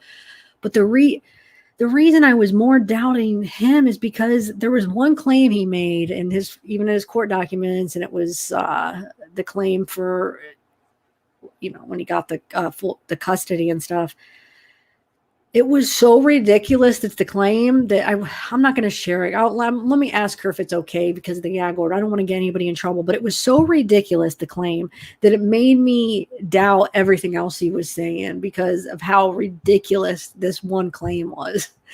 And so, you know what I'm saying? You hear one thing, you're just like, well, gosh, that's a lie. So how do I believe everything else that you're saying? So I'm not saying, I don't know who's telling the truth, but I just know this one thing that he was claiming.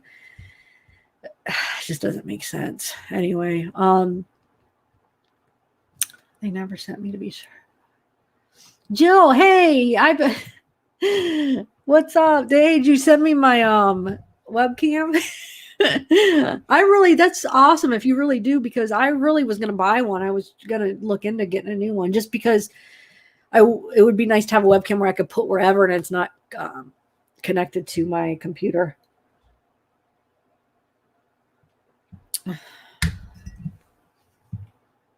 They better not be. Yeah, I don't know, Barb.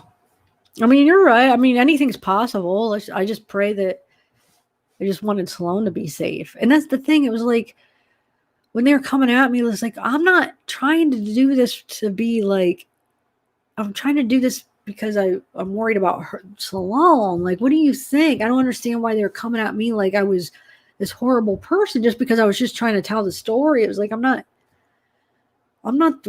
hurting Sloan. I was just trying to give this little girl a voice, and those videos weren't monetized because anything with like child, or I shouldn't even say that, these two words together in a video, they're for sure. I mean, it's unmonetized. So both of those videos were unsuitable. So it's not like it wasn't about the money. I was just trying to give her a voice, and it's just, I don't know. It's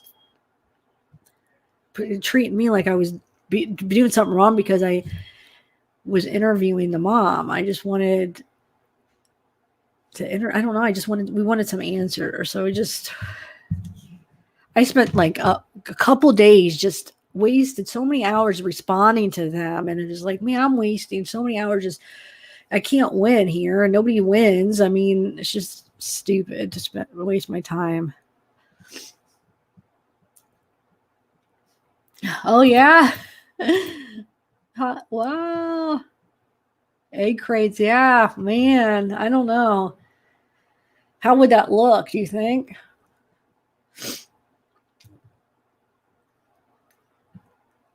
Only on article confirming. Wait, I'm wondering if people post. Wait, what? People post that claim knowing people search it out, and then they supposedly have only article. Oh yeah. Hey, so my dad told me today my one cousin is missing, and it's like maybe you could share it on your channel. Her name's Peyton Goodrich. So she was last seen at a bank, and it was it September 2nd, and like a week later, her phone pinged in some field in Illinois, and this bank was in Canton. And on the surveillance cameras, I guess there was 3 black guys hanging around her. So I don't know if they were with her or they were just watching her, but then all of a sudden she's gone. So I might look into it and maybe do a video on it. But it's not looking good because that was September 2nd, and it's what's today's date? And her phone pinged in a field in Illinois, and this was Canton. It's just not looking good. What is today's date? 13th. Yeah, that was 9 days ago. 11 days ago. I did the math.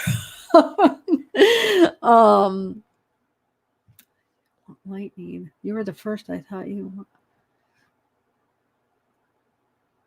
Wait, what does it say? You only told what was going on with Salon.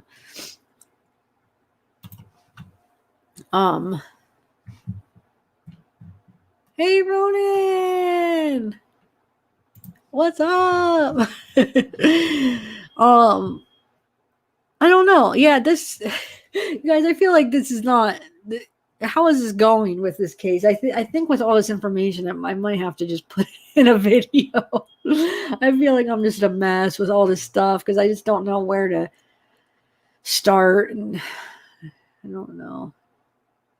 Let me see. I guess I still do want to read Whitley's interview though. And I'm going to do a members live. What time? Oh, it's already 10:30.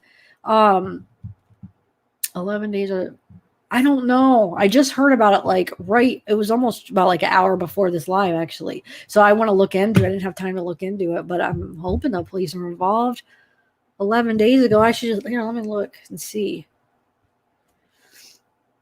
She's pretty too. Man, it just doesn't look good though, really. I mean, in Illinois, I'm going to look her up and see if there's anything on it yet. But if I don't see it now, I mean, I'll get the information next time, but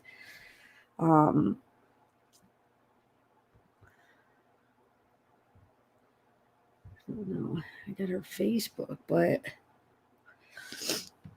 let me see if there's anything even on her Facebook. No, the last thing. Oh, that's her Twitter. Last time she posted on Twitter was, oh no, that's old. Okay, she must not do Twitter anymore. Hold on a second, guys. I don't know. So maybe, yeah, we could cover this and you guys could share it and hopefully, I don't know. It just doesn't look good though, to be honest. I don't know, guys.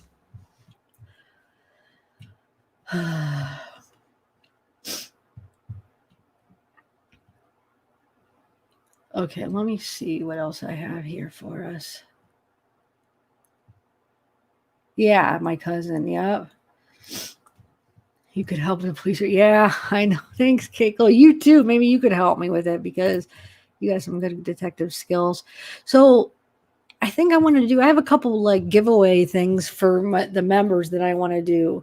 I don't know. Do you think it's too late to do one after this, guys? A members live or no? I know. Here, let me try to pull something up on her and then maybe we could even share like a picture or something. She's pretty too. I guess I know that's not important. It's what they look like, but I don't know. It's just sad. So I really don't have a good feeling about it. But why am I not finding like any reports or it better have went? What the heck? How is that not already on like a missing person? Hold on, guys. I know what I'll do. Just bear with me. And then maybe I'll just read those interviews and then call it a night as far as this case for today. And then not at night because I want to do a members live then. I haven't done one in so long for you guys, and you guys are so awesome. I got like a lot of new members too. Here, let's see here if it says anything on this. Why? I don't know. I'm gonna have to get back to you because why am I'm having trouble finding it. So yeah, so here's the information. It says I need everyone to copy and paste. So it's her name is Peyton May Goodrich is her name, but her dad is Sean Goodrich. So she was last seen on 9/2/2020 at First Commonwealth Bank at 1110 30th Street. Yeah, that's not far from where I'm at right now. Around noon, surveillance showed 3. Oh, they must have changed it. Wow, that's crazy. Isn't that weird? Maybe because this whole Black Lives Matter thing, because when I read this post earlier, it said 3 black men, and now they changed it to 3 men.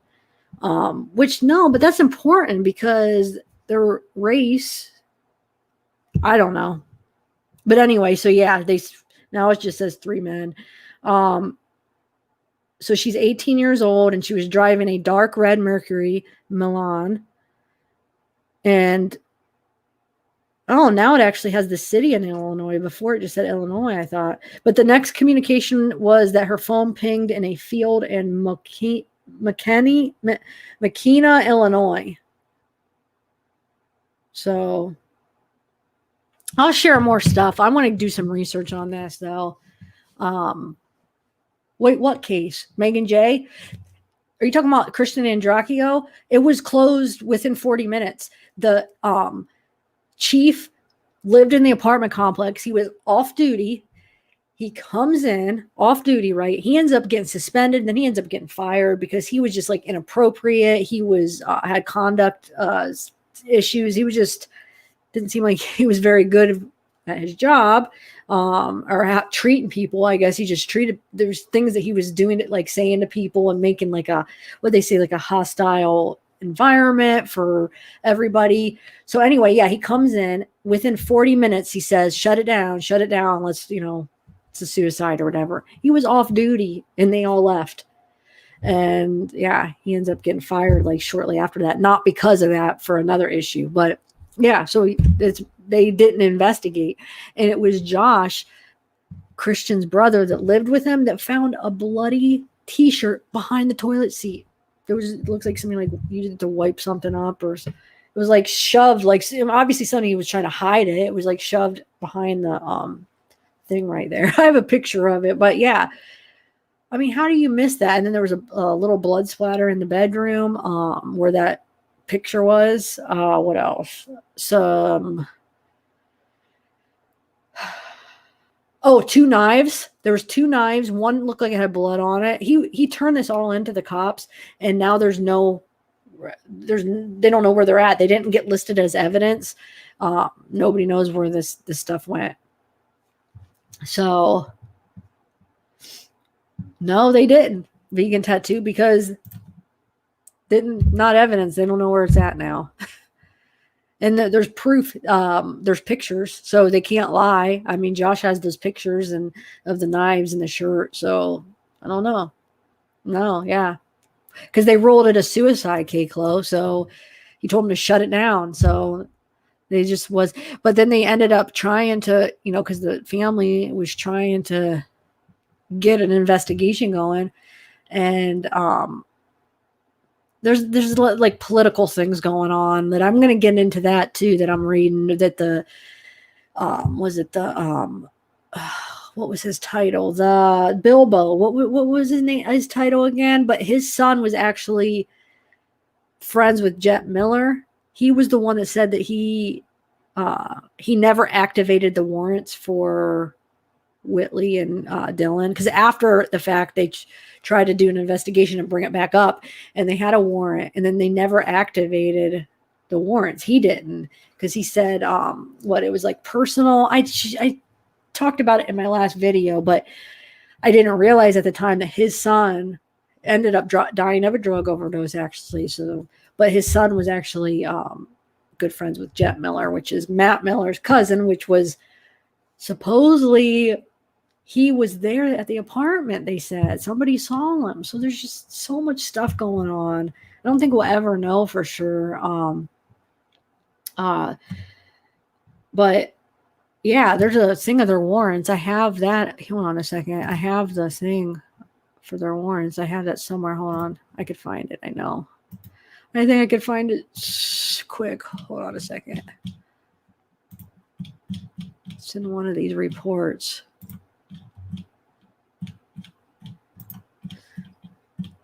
It's not that one. Hold on a second.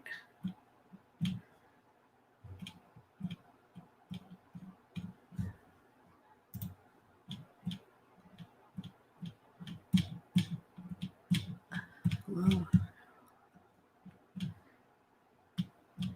maybe not. I do have them somewhere, but yeah, they never got activated.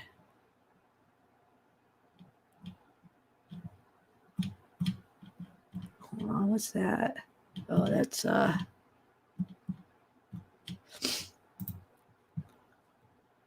did it go? Okay, hold on. I don't know if I'm going to be able to find that. Sorry, guys, because now that's froze. Alrighty. Of course, it can't just work, right? My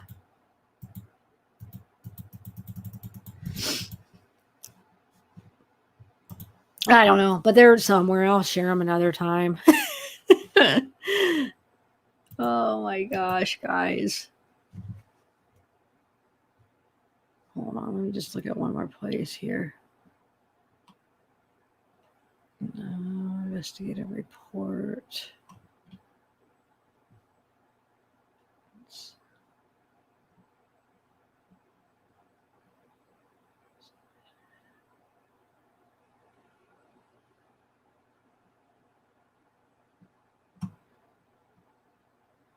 Oh, wait, what's this one say? Hold on, guys. Toxicology results. Let me see if it's pretty. I think I have too much stuff up because it's not. Oh.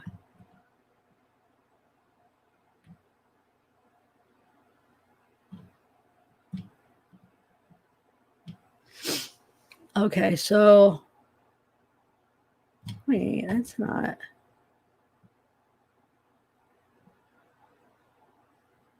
The following drug screen. I'm trying to look at the toxicology to see. But it's not. Oh, there we go. Yeah, the only thing, caffeine is the only thing he tested positive for, Christian. Here, I could share it with you. Hold on a second. Let me see. Analysis. It's listed were included in scope. Any section of the report. Okay, so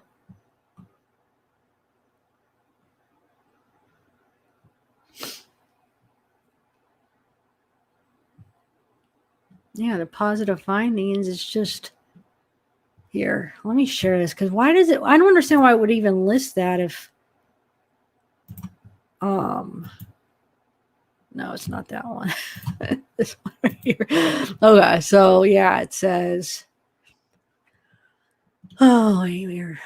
Positive analysis, positive caffeine is.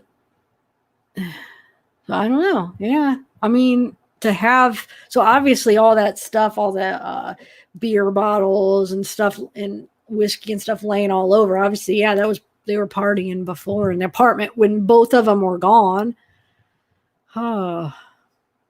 Which I don't know. I guess if Whitley was living there, hey, I had my days where I partied, so that's not that's not that big of a deal. But no, it's showing that yeah, he just has caffeine. I'm trying to think if any of the statements, if they try to say that he was drinking, but maybe not. Let me just read you the Whitley interview, which is kind of interesting. I think here. Where is it?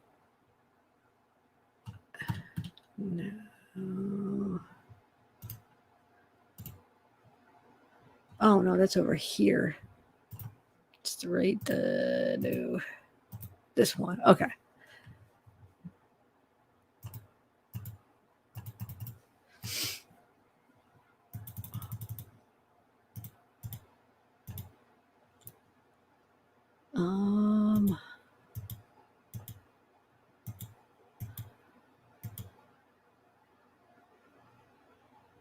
Where is it?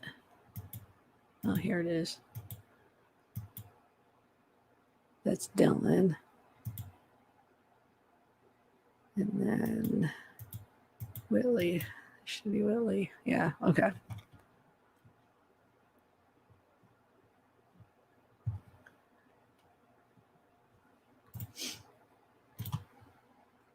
Okay, Whitley Goodman has been identified as a 17-year-old girlfriend of Christian.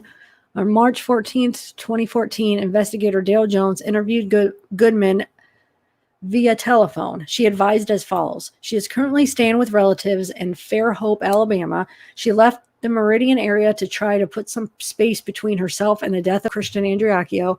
She feels guilty about his death and thought a change of scenery might help. Goodman stated that the last time Andreacchio was home from work, they took a trip to the mountains. One night they were in the hot tub drinking.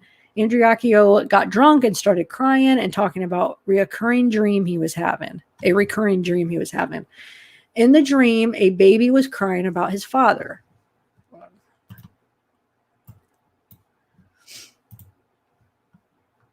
Oh, a baby was crying about his father going to jail. Andreacchio thought the baby in the dream was him. Goodman stated she just thought he was drunk and made him go to bed. Another incident occurred after she discovered a text message from Andreacchio's father on his telephone. Apparently a letter from K. Jeweler. Oh, the father tells this in an interview I seen, actually, tells this story. But anyway, a text message from Andreacchio's father on his phone. Okay. Apparently a letter from K. Jewelers addressed to Christian Andreacchio had come to the Andreacchio home. The father's text told Andreacchio not to propose to Goodman and to think about the girl in Vicksburg. She and Andreacchio started fighting, and he threatened to kill her and himself. Goodman told Jones she had purchased 4 bars of Xanax on the afternoon of February 25th, 2014. She took all 4 of them later that night.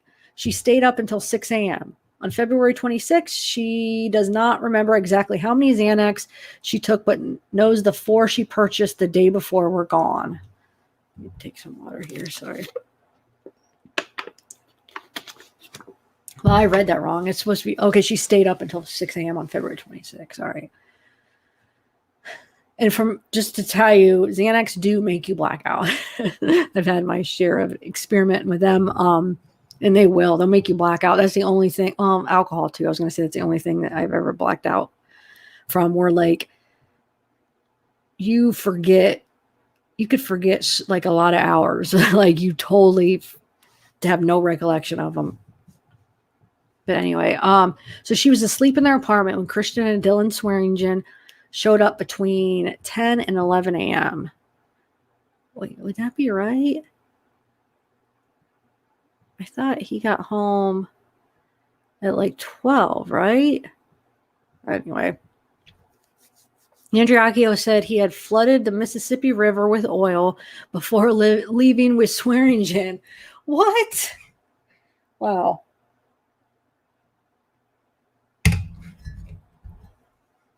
Anyway, he rambled on saying, once you get over the fear of death, you don't feel anything. Goodman stated she was having a difficult time staying awake from lack of sleep and the effects of the Xanax. She and Andreacchio immediately began arguing and fighting. He acted like they were breaking up as a couple. Andreacchio sent Swearingen to Chick-fil-A for food. Swearingen returned with the food a short time later. I have a piece of hair in my mouth. You ever had that happen where you just can't get it? Anyway, where are we? Oh yeah, Goodman. According to Goodman, so Goodman's Whitley. Yeah.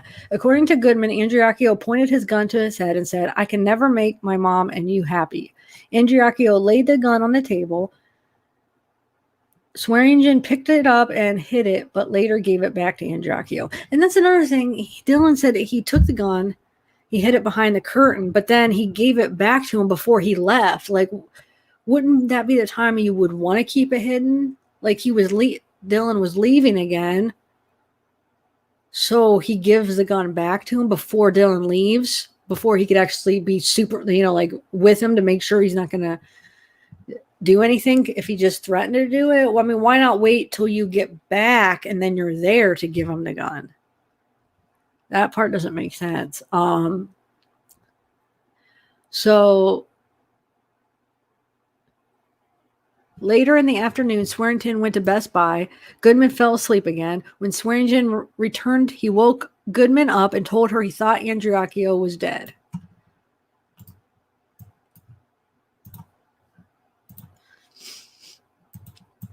So according to Goodman, oh wait. Where are we? Oh yeah, he told her he thought Andreacchio was dead. Goodman ran upstairs to the bathroom, opened the door, and saw Andreacchio slumped over there in the tub. She hugged and held him until Swearingen told her that the 911 people told him to have her come out of the bathroom. Goodman stated she never heard a gunshot. At the conclusion of the interview, Goodman told Jones she feels responsible for Andreacchio's death. She believes it was her fault. She stated she felt like she had the weight of the world on her shoulders.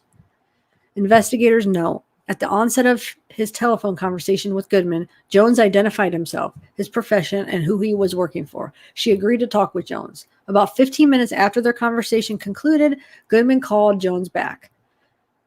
She stated she had spoke with a family member and began questioning Jones about who he was working for. Jones explained it to her again. Her family member had told Goodman that Jones was trying to put her in jail.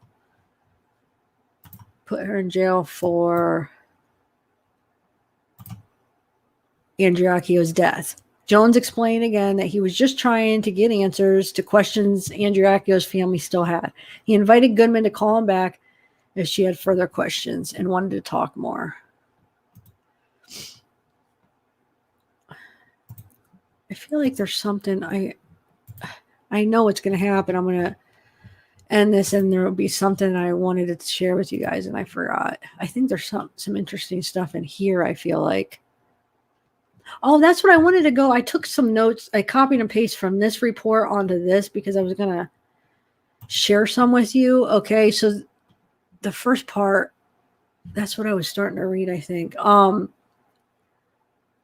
This part, because I wanted to look into like the stippling. I should have done the research because this is from the investigating consult report. So after reviewing the autopsy, the writer was left with numerous questions. So at the entry site of the projectile, there's the absence of tattooing or stippling. If the gun was fired in close proximity to the entry site, one would expect to find tattooing or stippling. Also, a laceration 1/4 inch in front of the entry site is not explained in the report. A laceration on the nose is not explained. Other scars on the body mentioned in the autopsy report are not explained. The presence of blood in the bronchial sacs should be explained by an expert. So what would that mean? The presence of blood in the bronchial sacs. Does anybody know? Do we have any medical people in here?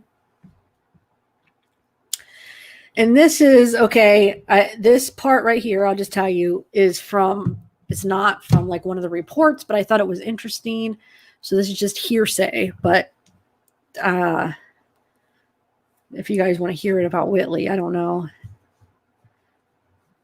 It's allegedly, I mean, it's not facts, just hearsay. So it says, this girl showed signs that she was pretty disturbed from a very young age. And in middle school, she had a kill list of other girls in her class she wanted to kill. She also, about the same time, would draw pictures of herself stabbing classmates and killing them. When the alarmed mothers would take the issue to the higher ups in the school, Whitley's mom was always there to catch her fall as she worked at the school. Whitley had an ankle bracelet by the time she was 17, which that's true. You see in the text messages that she talks to Christian about her ankle bracelet. So I know that's true. She was estranged from her family for various periods of time, kind of couch surfed, usually staying with a guy she was dating, very deeply involved with drugs. But on top of all of this, the main thing people bring up about Whitley is her ability to manipulate. Over and over again, witnesses who have spent time around her tell disturbing stories about her behavior. She mostly seemed to lash out towards other women, but would use men to get what she wanted. Example. Oh, does that sound like anybody we know? Lori. No.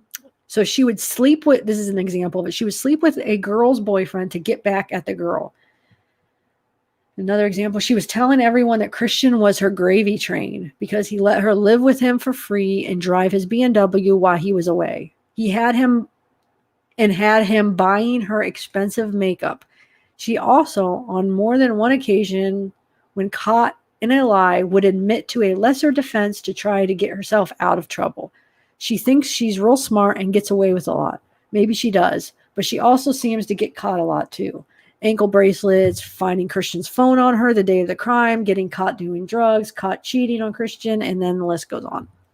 So we know, you guys, for those of you that aren't familiar with this, they were looking for Christian's phone that day. Whitley, Dylan, oh, we don't have it. We don't have it. They're at the police station. Nobody knows where it's at. So finally they say nobody's leaving until we find his phone.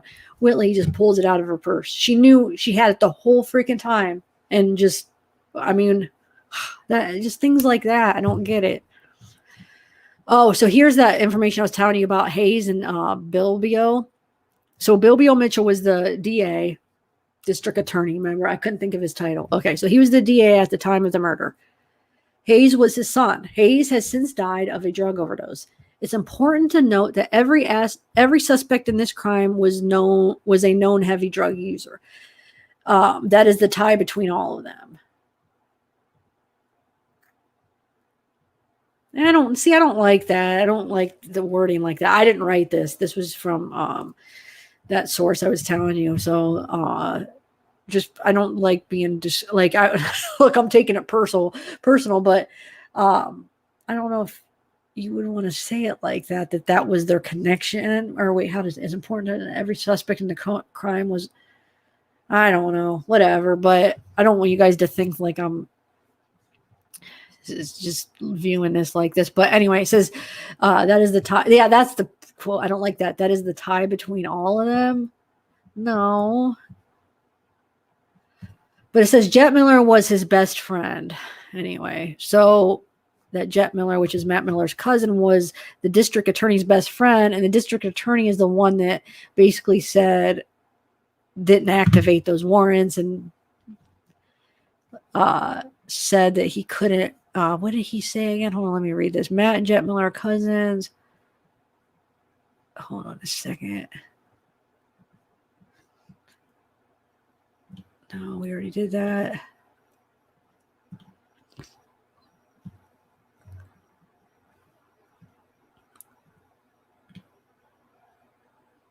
Okay, I already talked about that one of my other. So, to try. Okay, so I guess that's all I want to read on that one. So I could actually exit out. I'm done with that. Okay, so I swear there's some interesting stuff in this report too.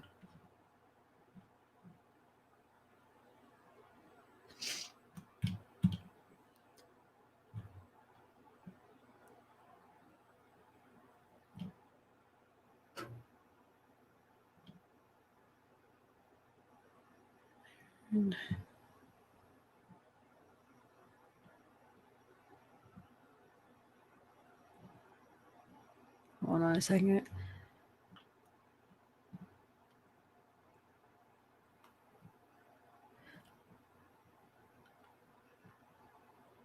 Okay. That's where I got the $6,000 worth. That were right there.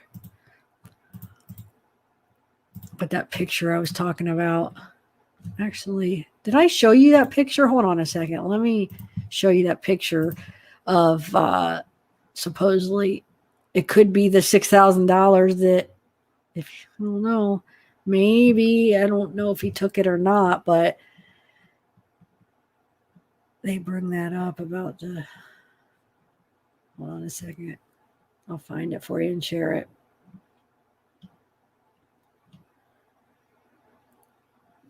Maybe. I'll find it. Oh, you guys.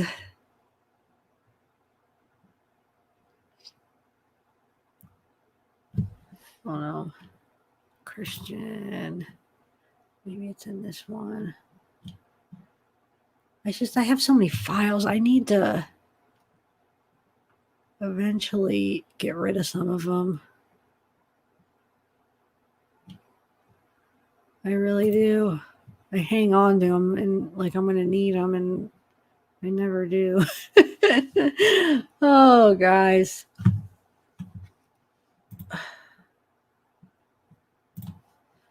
Just chat amongst each other. I'm just going to find these pictures of him with his money.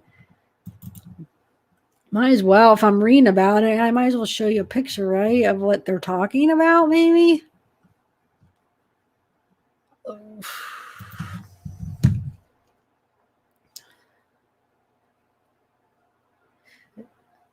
Are you members up for doing a members thing?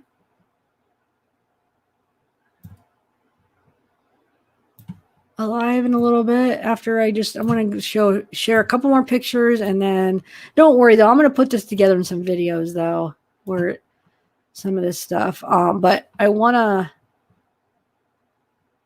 not save a copy, just save. Okay. Well, why not? All right, now I'm getting mad. Yeah, I want to save it. Okay, so it's not letting me get. Never mind. I'll just have to share this with you in another time because it won't let me. Gotta be kidding me! What, you can't do it because I'm on here? Anyway, all right. It's not gonna work, guys.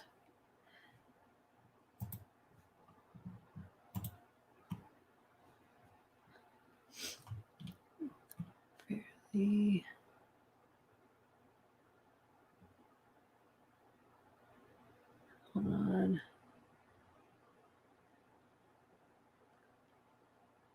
Okay, maybe I'll just read Dylan's interview. Why not? I got you all here. Are you guys even interested? Is there anybody here that's still interested in this or no?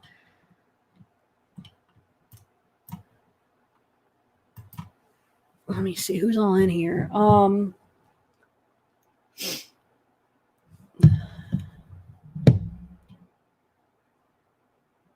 Need to go back and listen again.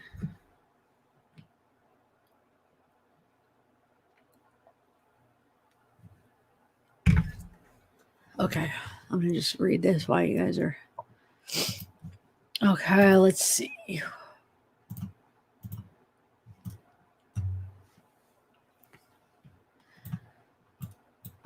Okay, so Dylan Swearingen has been identified as the subject who traveled to St. Rose, Louisiana on February 26, 2014 and picked up Christian Andreacchio, bringing him back to Meridian, Mississippi on Friday, March 4th, or on Friday, March 14th, 2014.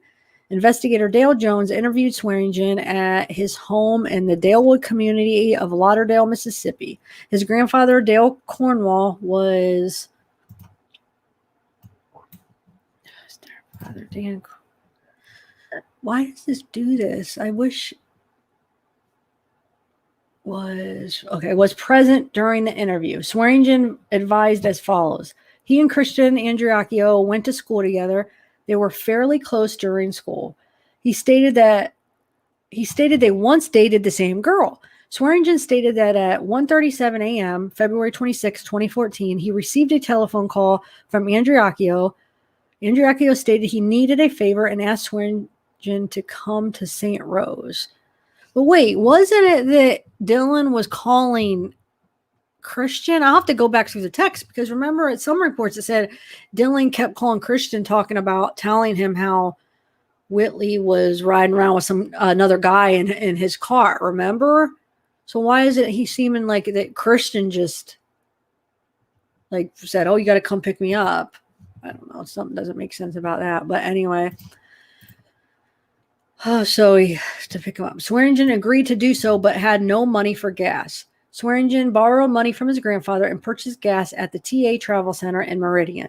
Swearingen confirmed the receipt mentioned in the overview report was his purchase.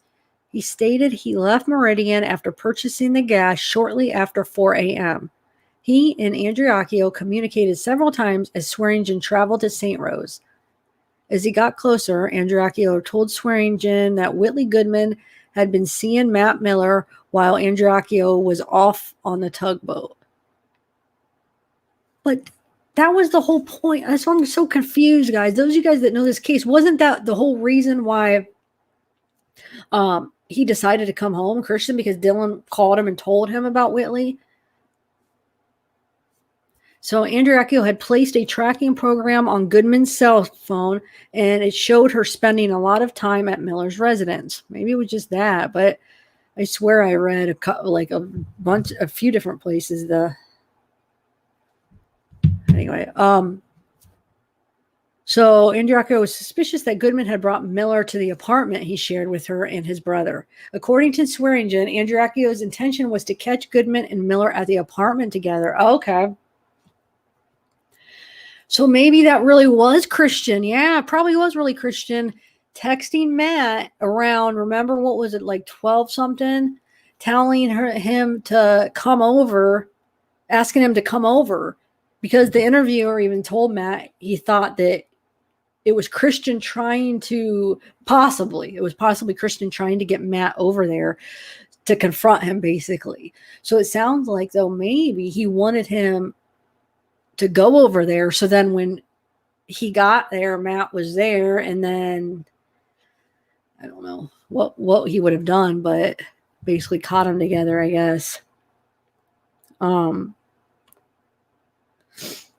No vegan tattoo, but Dylan, he tried to get all the money out of the account, and he told the police that he even told the police that he was supposed to empty out his bank account, like take it all, just empty it out.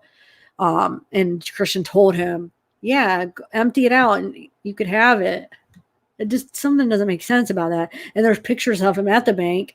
He tried to do it. It wasn't that he was just trying to get gas money. And it says somewhere where he ended up, I swear it says in another one of his statements, Dylan's, where Christian did give him the money for the gas. But anyway, so yeah, what am I saying?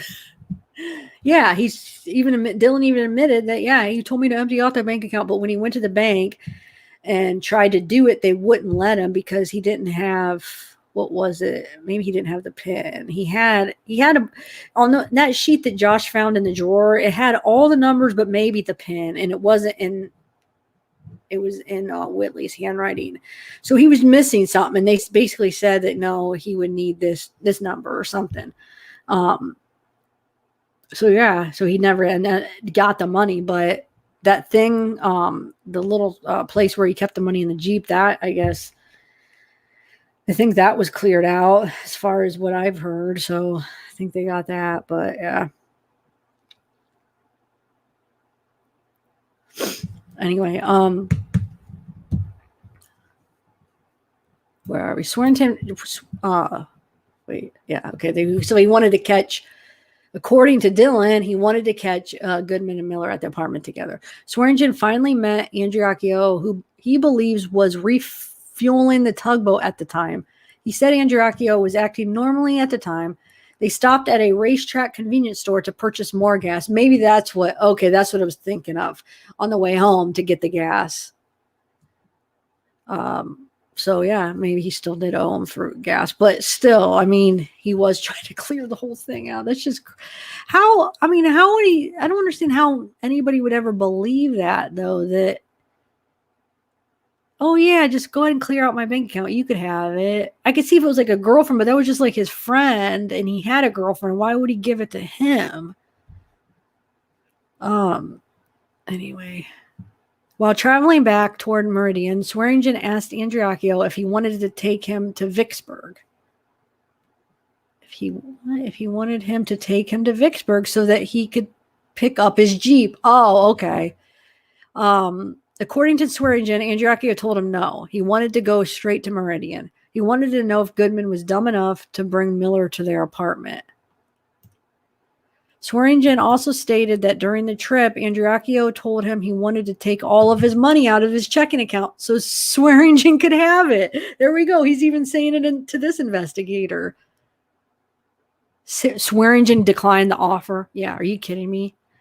I mean, no drug addict is going to decline money. And I'm not saying that as a mean way. Like, I know from my experience, I would never, somebody try to give me money. I mean, you're not going to be like, no. I mean, when you have like vegan tattoo, you struggle with this. I mean, yeah.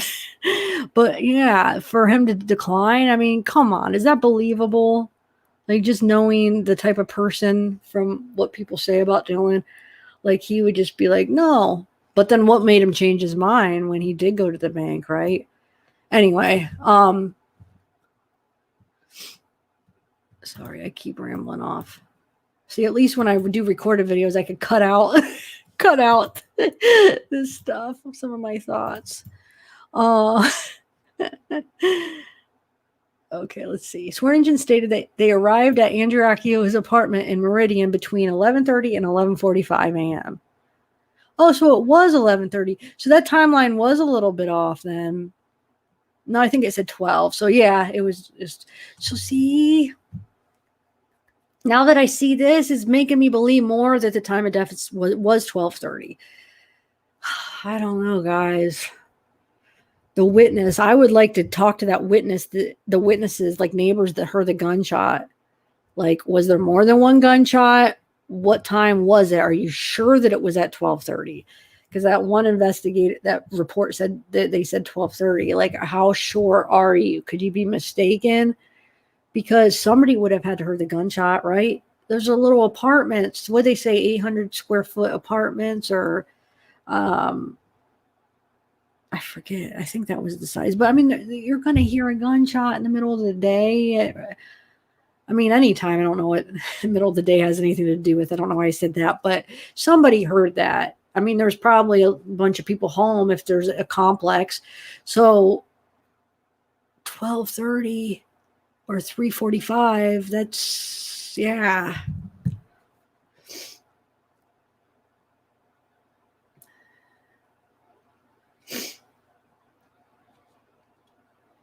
Okay, Christian's mother got the footage of the bank. Oh, did I even say who got? Yeah, they got it. I have the pictures, so she got it. Okay. I don't remember that I even said who got it, but thanks, O'Brien. Brian, maybe you should come on as a guest. You know a lot about this. Do you want to come talk? Or maybe you could help me. Because I feel like I'm a mess doing this. I like having guests for live to help me with this kind of stuff. Are you from, how close, have you been studying this case for a while? Because like I just started, well, when I did the first video, I'd never even heard of it. And when I started looking into it, and it's like all over, like people talking about, it's like, how didn't I hear about this? But it was all brand new to me. But yeah, O'Brien's Crazy Farm, if you want to come, do you want to come on right now? I could send you a link. That'd be awesome. You could just do audio. You don't need to show, like, I mean, I would love if you want to do video, but you don't have to do video. And it's really simple to switch, like to pick audio or pick video. It's really easy. StreamYard is super easy. So let me finish this and then Angelina, text me what they say about coming on. So I know, because I might miss it in the chat, but I want to finish reading this, so then I'm done. If you want to come on. Okay, so Swearingen stated they arrived, about 11:30, 11:45 a.m. Goodman was alone in the apartment and was passed out on the sofa. Andreacchio woke her up and they immediately began to arguing. According to Swearingen, Goodman was high on Xanax. Swearingen stated he became uncomfortable with their yelling and arguing and went upstairs in the apartment. He heard Andreacchio yell, "Do you love me?" but could not hear Goodman's response. Swearingen peeped over the handrail and saw a Christian with his .45 caliber handgun pointed at his head. Andreacchio yelled, "Do you love me?" a couple more times while holding the gun to his head. Finally, Andreacchio placed the gun on the table. Swearingen stated he went and got the gun and hid it on the windowsill beside the front door. He later gave the gun back to Andreacchio. At one point during the argument, Andreacchio threw Goodman's cellular phone against the wall, damaging it so it would not work. So wait, let me think. If he, I guess it doesn't say a time. Anyway, Swearingen stated he was becoming more uncomfortable and suggested he go get the three of them some food. Andreacchio agreed and gave Swearingen his debit card. Never mind. He also asked Swearingen to go to the bank and withdraw all of the money from his bank account. Andreacchio texted Swearingen his bank account information. And see, that's where, like, the investigator mentioned that they thought it could be possibly, or no, this wasn't even an investigator. This was on Matt Miller. So this was the insurance company interviewer, right? Texted or thought that possibly, now I don't remember, maybe it was. I have so many different things in my head from all these reports. But basically, somebody texted him that information, the bank account information. But some people believe it was Whitley texting him. And that's where that whole paper with information that Josh found saying possibly maybe Whitley had, wrote it down and then was texting Dylan the information to be able to get the money out if Christian was already gone by that point, So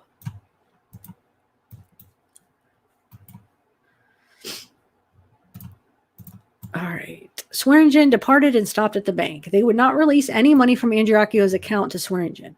He called Andreacchio and told him this. He then went to the AT&T store to see about Goodman's telephone, then to Chick-fil-A. Bought some food and then returned to the apartment. Goodman was passed out again. She got up and they started to leave. They announced they were going for a ride. Swearingen fell asleep on the sofa. When he woke up, Andreacchio and Goodman had returned and were coming out of their bedroom. So, I mean, if you think about it, he gets home around like 11:45, 12, whatever. That gives them, I guess, like almost like 3.5 hours before, 3 hours and 45 minutes before he supposedly killed himself. So, I'm just trying to think. All this nap and this is like, was there enough time to do all this stuff? He goes to Chick-fil-A, he goes to Best Buy, he goes to the bank, he takes a nap, he wakes up, they're leaving, they come back. I mean, how many? I mean, it seems like this is an all-day event here that could fit in 3 hours. I don't know. So anyways, he fell asleep on the sofa. So when he woke up, they were returning, they were coming out of their bedroom, or they had returned and they were coming out of their bedroom. Goodman went back into the bedroom and fell asleep again. He and Andreacchio sat and talked. Approximately 3:30 p.m., Swearingen left and went to Best Buy. He believes he was gone about an hour. When he returned to the apartment, Goodman was asleep in the first floor bedroom. He looked around for Andreacchio, but did not see him on the first floor. He went upstairs and checked the bedroom, not finding Christian. So, yeah, the bathroom door was closed. Yeah, we already read all this. Sorry.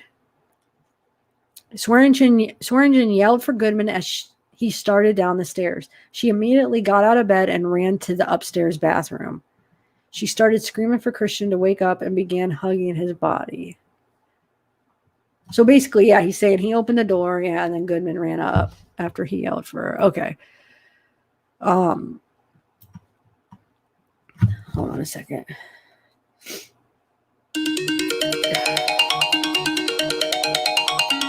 Wait, hello? I can't talk. Wait, you read your text. Did you text me? I can't talk because I got my headphones. Okay, what's going on? I'll read the text. You want me to read the text? Okay, she hung up. All right, I'll just read the text. I think she hung up. Oh, he will? Okay, hold on. I'll send you a link. Cool. Wait, I'll need. Oh, I can just put the link here. Do you want me to just put the link?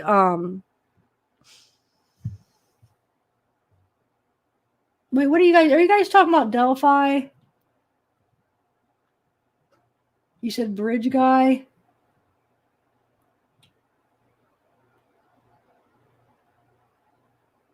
That's what I'm saying, vegan tattoo. I think it was Whitley. That's what we all think. It could have been Christian would have been dead by then. Yep, it was Whitley.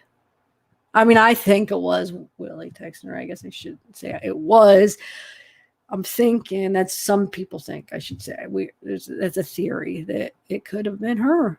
Because, yeah, it had to be somebody else because he was already gone by then. So, right?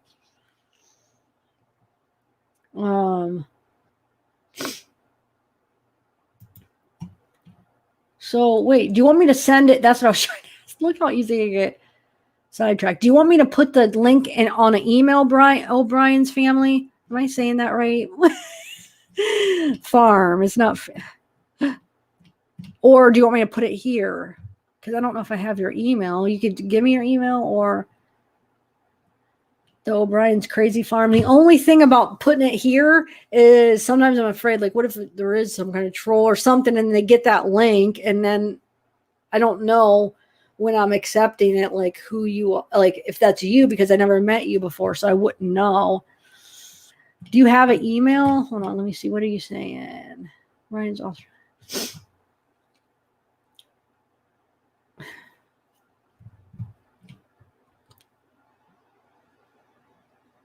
Hold on a second. Yeah, wait.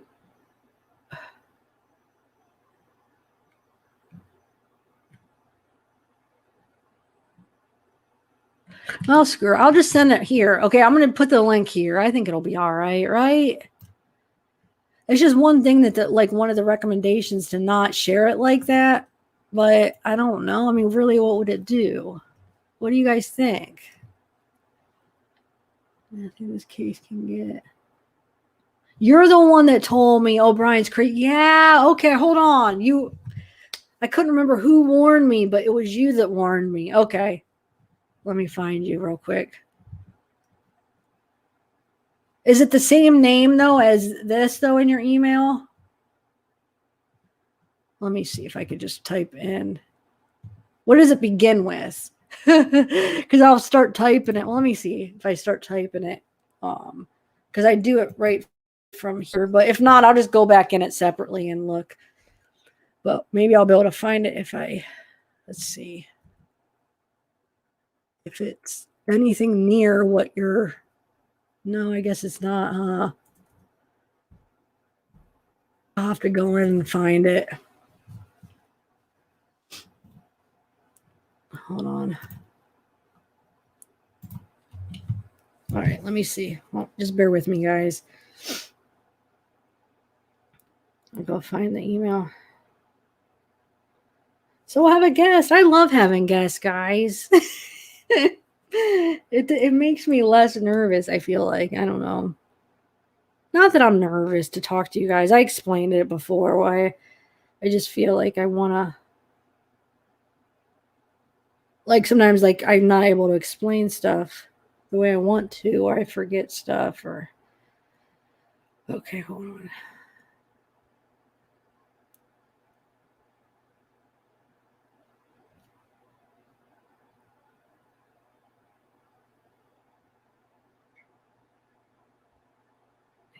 Is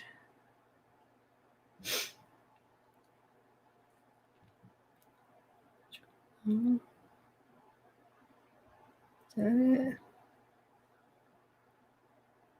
No, that's not it. Oh man, every time it starts over, shoot. I might just send it there because why am I not able to find it? God.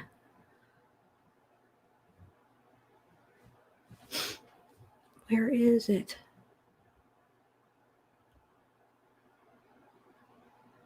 No, it's not it.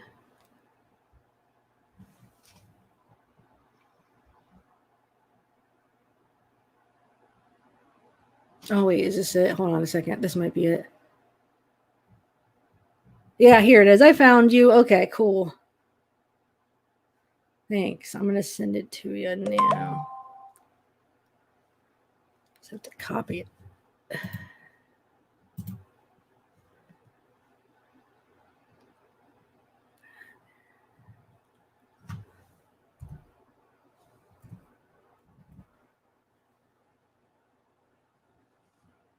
Okay, yay. I send it, so just look for it.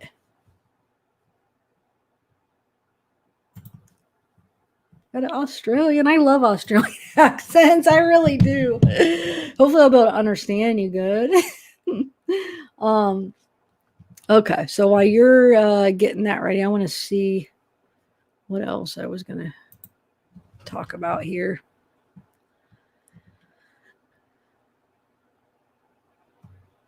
There was a part about the gun and how. Wait, was that? Hold on a second. Yeah, it was like the angle and.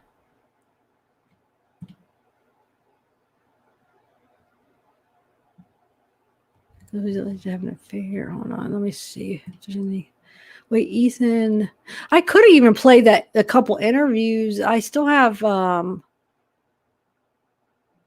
couple interviews. I want to go through the text, but I want to get those more organized before, because if not, it'll just be like a mess with the dates. Because the way they do it, it's just complicated the way they have it set up, because it's like they'll have it where you scroll down, but it'll be like it goes like this, and then the next one's up here, but then the next one's down there like the next day. So it's just kind of complicated to follow it. So I wanted to kind of put it in order somehow, like maybe screenshot it or write them out or something to show you so we could follow them in order.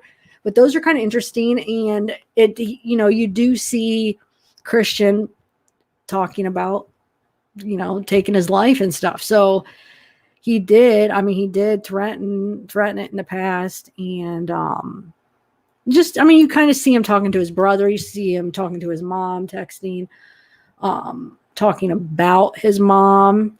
I don't know. It's just interesting. You could kind of get a feel for, you know, some like his relationships with his family. And I don't know, just a better idea of kind of him, I guess.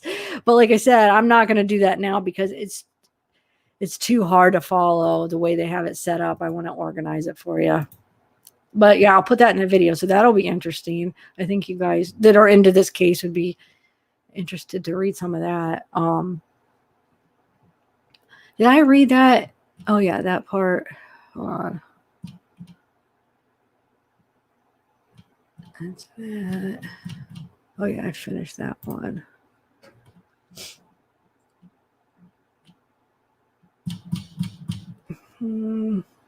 Oh, here's what's that?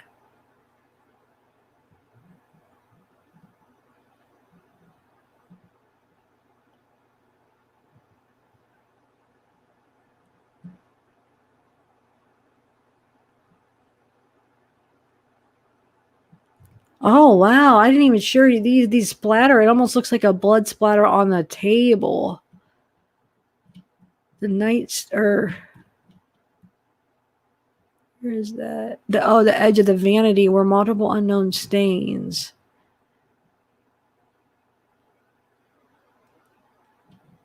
Make sure that. And they didn't take any swabs to test it or anything. Oh, that was on the okay, so that's from the sink. So how would that I don't know. Sorry, some of this stuff it's new because I haven't got to see everything yet. Okay, let me see if they're there. Oh yeah, they're there. Okay. Can you please go away? What? No. I should have warned you. Did you hear that? My husband's here. I'm going, go away. I don't want you to hear me. Is he watching?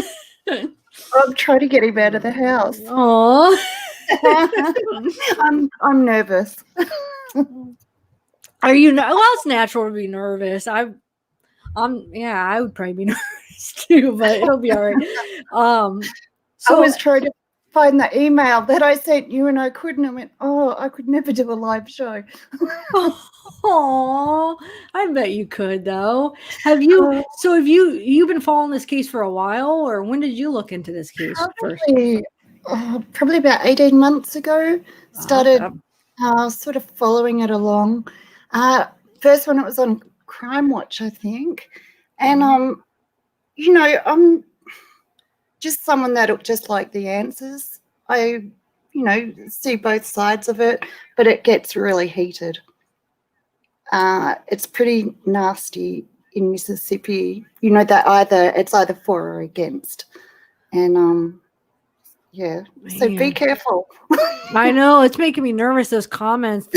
Yeah. It's like, wow. And some of them, like, a couple people I think are friends of Dylan and Whitley because I think what they were saying, I was like, oh, okay, so you must be with some of their friends. But I don't know. I don't want to get involved in something. Do you think it's worth it? Does it get really bad? Do you think it's going to be like where they're going to, like, do anything? Like, what do people do to people?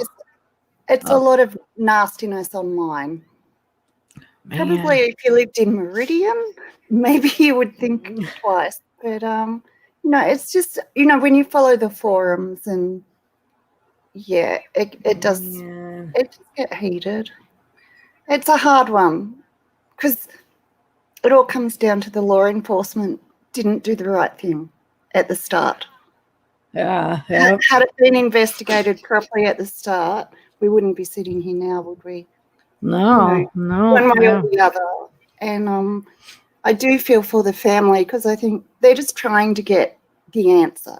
One way or the other, I think they will accept it, but they can't get it reopened. So, but it's murky. Have you seen, once you start getting into the files, there's a lot of drugs involved in it. there's a lot of corruption, and it goes right through, to all the ones in charge in Meridian. So I think that's why there's never been answers. It's just been covered up. Once you open a can, all the worms come out. Does it make sense? No, it makes a lot of sense. Yeah, man. Yeah, so, and I do think, I don't know how much I can say. How much do you want me to say? But I do think Whitley was, I'll just say it. She was pretty involved in the drug scene. I don't know. She was drugging her girlfriends at times. So wait, like unknowingly drugging them? Is that what you're saying? Yeah. For what reason? Like to steal stuff or rob them? Or for what reason would you? Why? Put it all down to drugs, sex, and money, probably. Wow. Because if you look at it, she's 17-year-old. Why would she have all the burner phones? Why does there's something messy there to start with. And I think Christian's personality was he was a rescuer. He saw someone in trouble and he wanted to help her. Whether she dragged him down in her world a bit, but he was still working. Mm-hmm. Yeah. And it's the two, if you get, I don't know, Zav, it's just you read what people say about him and his personality and then what people say about her.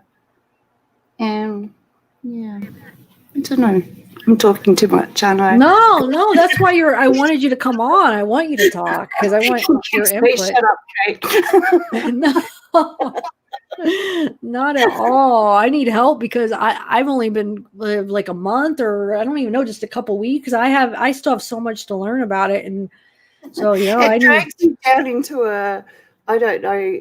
It just sort of it just takes over your life a bit because you're like, this is crazy story, and none of it makes any sense. And it's like there's just this, if just someone came forward and said what happened, and people know they had a huge party. I think they were partying, and I'm someone that I know how that all works.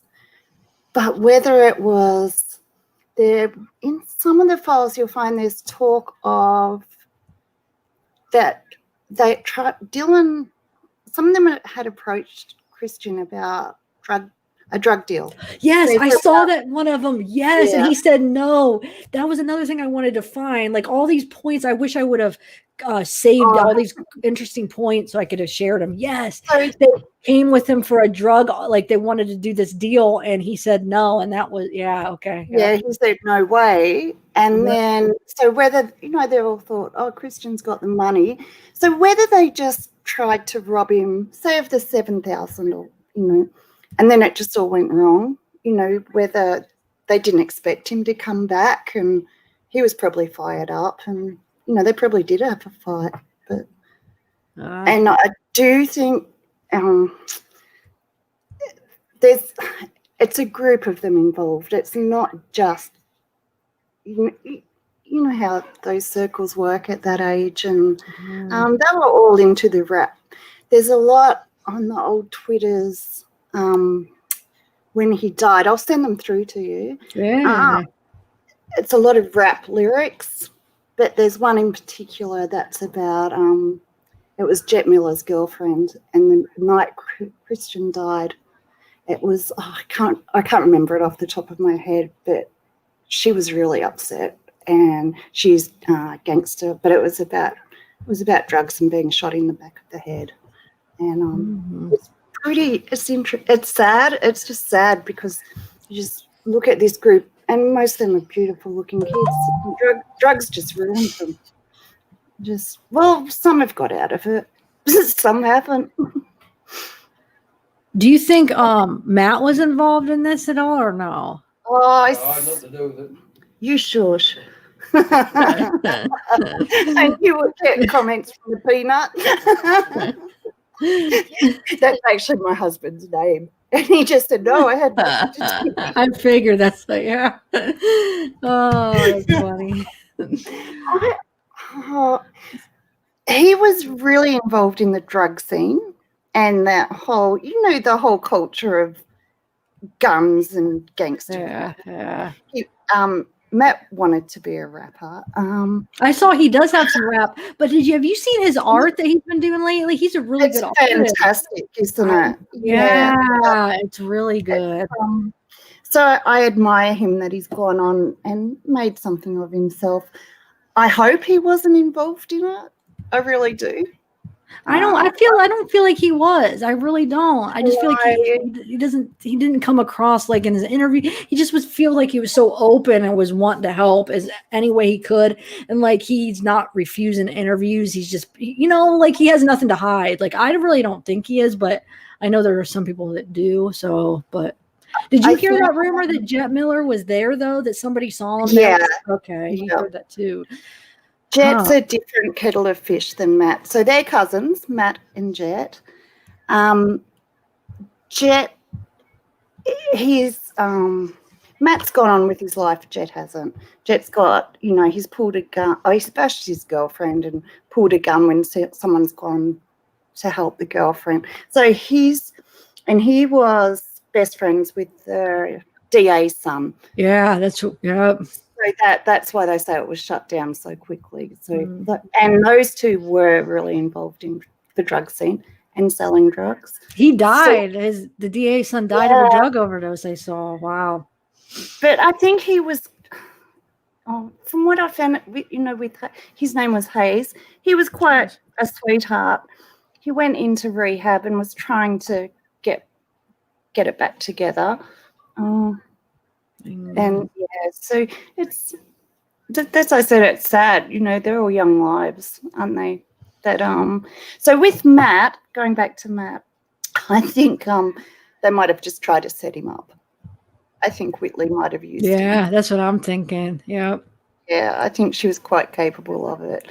And he always comes across.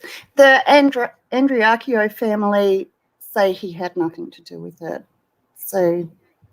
They often will say, Matt, I think because he took the lie detector, he's done everything he can to try and That's what I'm saying. Yeah, he's been so open. I feel like he's not acting like a guilty person at all. But Dylan, on the other hand, he's just. He's shady, isn't he? Yeah. And then did you see that video of him fighting who was it? It was Christian sisters. Yeah. Yeah. How messed up was that? But I think you'll find I don't know. I've never been over there, but I just feel like it's a murky. All the connections are all tied together in this little place.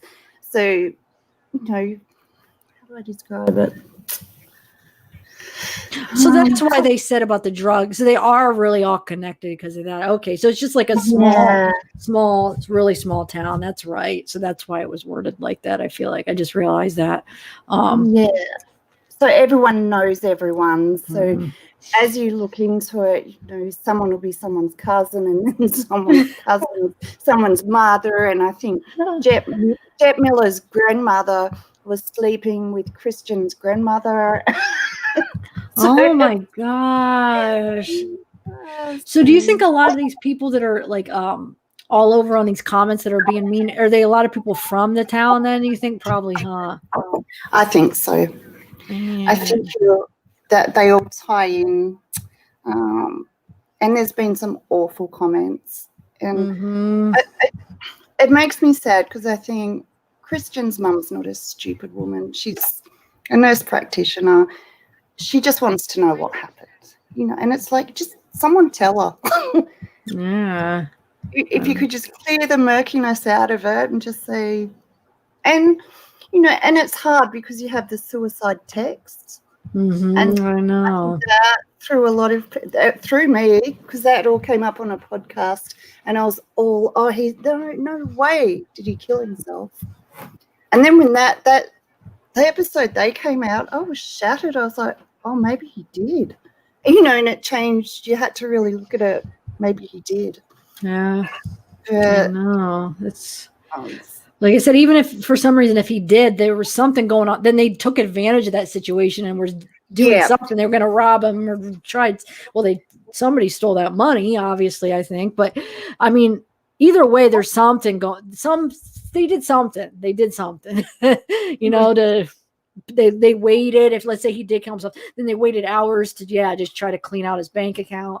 But still, just because he threatened it, though, still doesn't mean that he actually did it that time. Because some people will say that over and over, and they just never do it. You know, I'm not saying you always take it seriously, but that doesn't necessarily mean that he did. But it does make you wonder, I guess, though, that if it threw shade on it. It just threw. But then I think now it was someone in the mayor's office. Oh, Richie McAllister.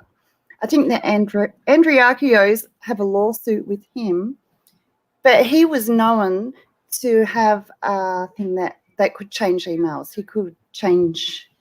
I saw that. You've seen that? So you've done good research, Steph. You've just got to try and get it all together. It's hard, isn't it? And I talk to people here, and of course, no one here's ever heard of it. I'm like, what are you talking about? But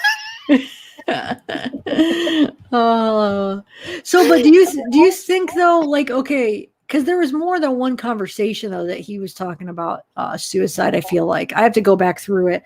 So do you really think though that Dylan did? I mean, I know I saw that part where everybody went to him to like jailbreak phones, or he had that ability. He would have known how to go into. It was the iPhone. It was the iPhone that you were able to still do that, I guess, where you could change like dates and times or text. You could change that. Now I don't think you could do that kind of stuff, but they said that. But there was something, it's in Matt Miller's interview that you just put up. And Whitley it's always something I wanted to look into. Whitley had her friend Dallas's tablet. And I don't know if you could do it. It was connected to the iPhone. And it's just, those things you see. And all these things you want to look at, and you never get time. And it's like, yeah, huh. Because they ended up having a fight because Whitley wouldn't give her tablet back. So, there's just little things. I didn't see that part. Okay. I didn't even catch that part. So they talked about that in the interview? I didn't even, it's the more, the more you listen to them, the more you just catch things. Yeah. And it was just in the one you posted. I write down all these notes and then I never get a chance to look it all up properly. So we can work together. You could definitely. What else did you point out? Because there's people that were talking about, like, let's talk about the interview. What else do you remember any other notes from that Matt Miller interview that you had pointed out or wrote down? I would love to know the second interview. There's something. I have that one. Should I play that one too? I have that one. I should make it. Absolutely. And I haven't listened to it for a while, but I do know Matt, he slips up and he says something like where it should be it's we. It's just a little slip of the tongue and you just really mucked up. Ooh, but really? There is something in that one. I haven't listened to that one yet. There's so much stuff that I haven't listened to all of them yet. That one I didn't listen to yet. Oh shoot! Now I'm gonna be looking for that. Okay, cool. Not cool, but yeah, I'll definitely. I'm gonna listen to that after tonight. Now. It's just it's just those little things that you hear and you go, oh, that doesn't make any sense. Yeah. And it's the timeline with Dylan in the apartment, and he might as well say he went to France and came back. And, how many hours did he have in the day? I know. That's like, wait a minute. What the heck? He hasn't been to bed because he's been, all over the place picking up Christian and coming back. Oh, shoot. And when you really look at it, it's like none of it makes any sense. It's quite nuts. And I just wish they had investigated it. I know they could have just solved it all if they would have just investigated it at the point. They would have found it all out. I'm sure at least more than we know now, because now everybody's just Yeah. The heck? Why all these lies? I just don't like all the lies. It's like, what if you're lying about all this other stuff? Then it makes you wonder, like, what are you trying to hide? Hang on, I'm turning my phone off. Sorry. I'm sorry if I haven't made any sense. No, I was doing housework and then I thought, well, I could try and talk to you about it. But, yeah, no, you made sense. What else on the interview? I'm interested to hear what you picked up. Anything else that you could think of on the Matt interview? And it could be just being Australian and the difference, but that real buddy boy system with how they were talking to him. I know, like, yeah. Out of any trouble. And yeah. They kind of, yeah, I don't know that. I feel like they it was like too much. I feel like at points where it was like, man, you don't have to. It just seemed like not sincere, like that they were trying too hard to get on his level. You know, like it's about the tattoos and yeah. I got that too. Was there anything you thought that stood out?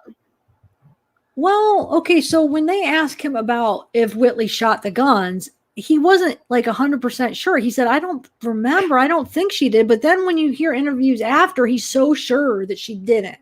So that's what it's like, I don't know. Like, why that first interview, you're just like, well, I don't think she did, not that I remember.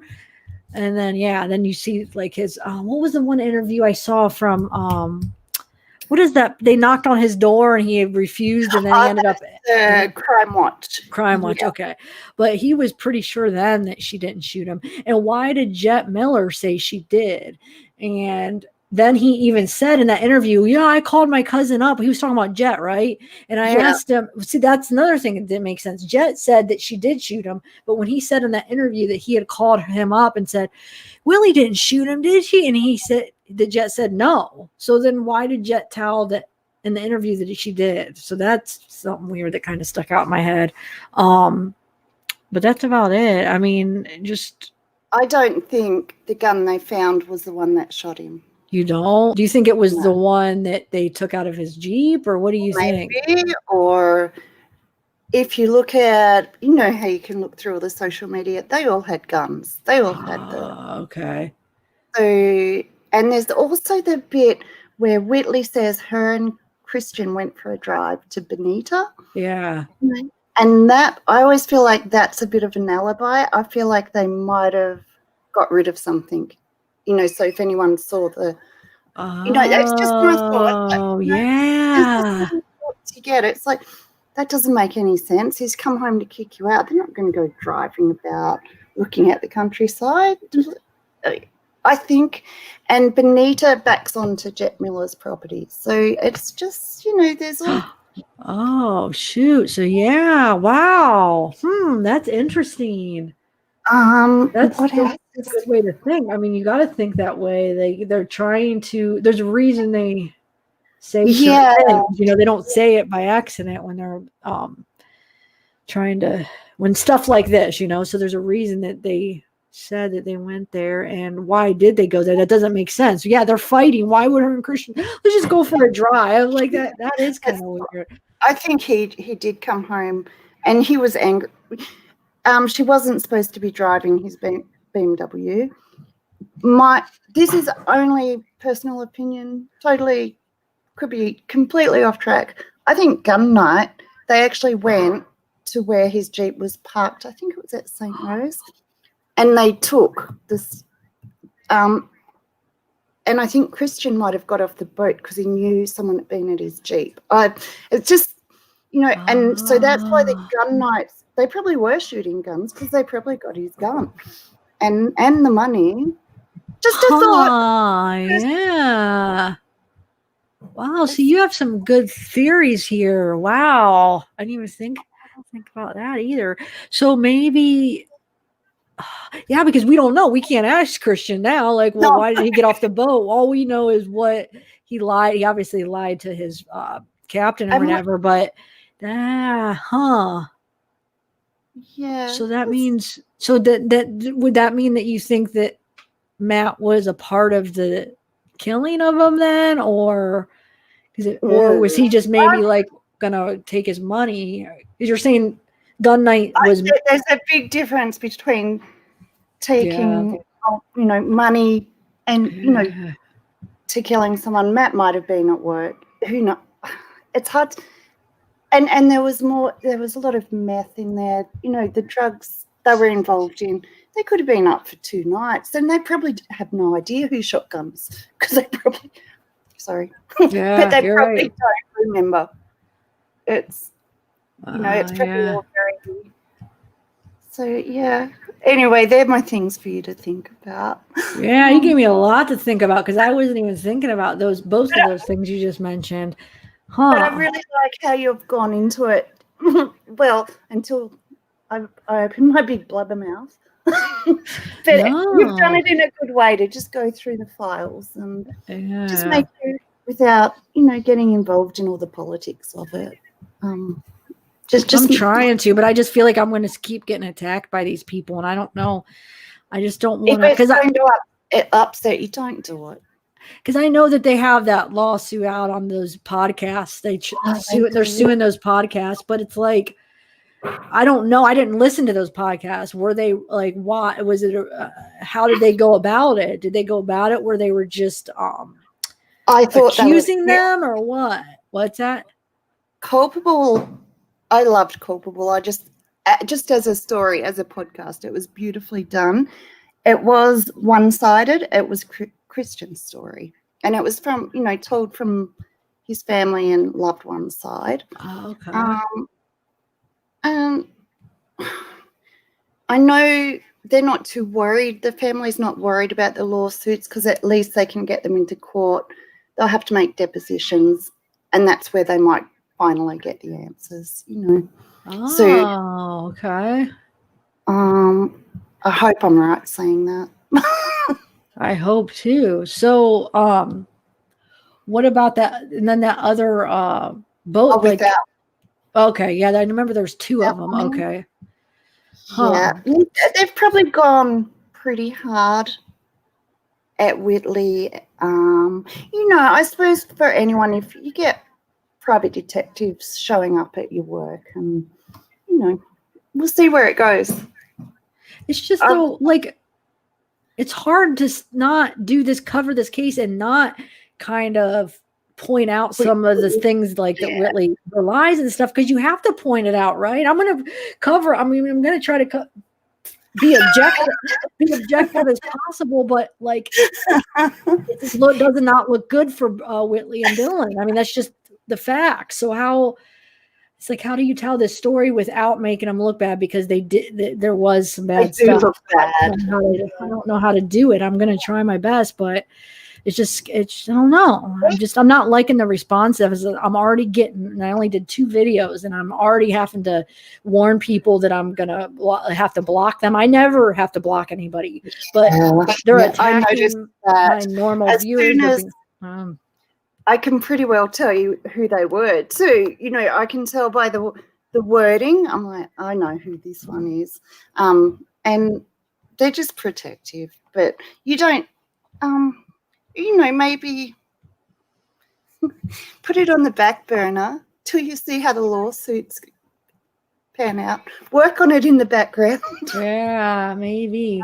But I feel bad because I know I have some people that are like really excited that I'm, doing it. So, but God, I don't know. Maybe I don't know. I just been debating whether it's even worth it to like make videos. Like, I still want to be a part and like learn about it, but like, I don't know. Do you think I should feel it out a little more, or just put it on the back burner now? I don't know. I think if it's in the statements, as you've been doing, if you've got it in, it's been said. You're not saying it. You're just saying what. Yeah, that's right. Anyone can get access to those files. Yeah, it's not like you're telling big secrets. Yeah, that's true. So if you did do it, just stay objective, I suppose. as hard as I don't know. But of I'm course, probably they're looking at it like that. I'm not. They're already looking at it like you're doing hearsay. Like, how is that interview of Matt like hearsay? I mean, that's an interview of one of the people. Like, I just kind of like that was what it was under that video. These comments. It's like, what are you even talking about? What was the other one? It was something about it was something to do with Ridley. And I said, well, it's quite clear on the paperwork. That's what was said. And there's so many. I had to I'm trying to think if I removed any of them. I don't like doing that because I like giving people to have their own opinions and they have different opinions than me. I love that. But when I feel like they were kind of attacking some of the people, like, I don't know. I think I just warned them. Like, hey, just be careful because I don't want to have to block you or remove you, but it's kind of like hypocritical if you're saying like, we can't have our opinions. Like, we have our opinions and you can have yours. Why can't we have ours if you have yours? So I don't know. There's Facebook groups and you can join them, but the minute you say something they don't agree with, you're blocked. It'll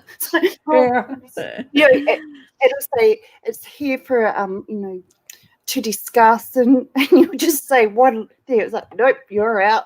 Yeah. See, I always try to I like to keep my comments open like that. So I've never been in a position where I've felt like I want to block or remove anybody except with these videos. I've never had like amazing, isn't it? Yeah. So we'll see. I'll just play it by ear. I'm just going to keep an eye on everything. And if you see anything that's kind of that I should like a comment or something that I might not see, just let me know because I just want to keep a close eye on these people on these ones. I'm crazy at following these cases from over here, and you always feel like you can't do anything from here. They just interest me. That a lot of it's I find is just the corruption in the law force over there. Sometimes I know there's the beautiful ones doing beautiful things, but some of these ones, it's just sad. It's sad for families, and you could do a million stories. So I don't know. I suppose it's about protecting yourself and doing what makes you happy, isn't it? Yeah. I think you do a beautiful job, so keep doing it. Oh, thanks. I love your accent. I love that accent. I'm glad I can't hear. I can't stand hearing my voice. And so I'm glad it's not echoing back at me. I'm glad my face isn't there. So I'll have a look through. I'll send through anything that you might find interesting. Always happy to talk to you about anything. Okay. I have another. Go ahead. What? The Molly Miller and Colt Haynes case. That's another. Well, it's really interesting. They were pretty well. It's in Love County. So they disappeared. I think she was 17. He was 21. Very murky story like this one, but you won't get probably the nasty. Have a look at it. What is it? You said Molly Haynes? No, Nellie. Close. Molly Miller. Wait, say that again. Nellie Miller? Molly Miller. Molly Miller. Okay. And Colt Haynes. Okay. Well, they've never found their bodies, but when was this? I think it was maybe 4 or 5 years ago. Might be longer. Okay, I'm gonna have to check that out. Yeah. Huh. That could be a good one for you to look at. Okay. Does anybody have any questions? Ask her why Australians hate America. Wait, what? I never heard that. What do you mean, Angelina? Really? No, we What? don't hate Americans. That's what she said. I think she's probably joking because I never. Oh, I hope she's joking. I don't think that at all. Let's see what else. We're all corrupt. No, I don't think you're all corrupt. I just think that over here we only really get the news about probably corruption, and we don't get the good news stories. Oh, I see. Yeah, probably. Yeah, I could see that. Yeah. God, no. So do you have, I'm trying to think if there's anything else I want to ask you about the case. Do you have any, yeah, send me more, if you have more theories, because you made me think, wow, those two things you just said, I never even thought of. And if you have anything else like that in your notes, you email me or something, because, yeah, they're very interesting. And I think I might, I don't know. I think I'm going to probably end this. I don't think I'm going to share anymore because I think this is going to be better with all these files. I'm just getting overwhelmed trying to like share them with everybody. I feel like it's too much. I think it'd be better for me to put them in a video if I keep doing it and kind of have them more organized. But yeah, is there anything else that you want to share about it? Not at all. Not at all. What time is it over there? It is 12:03 a.m.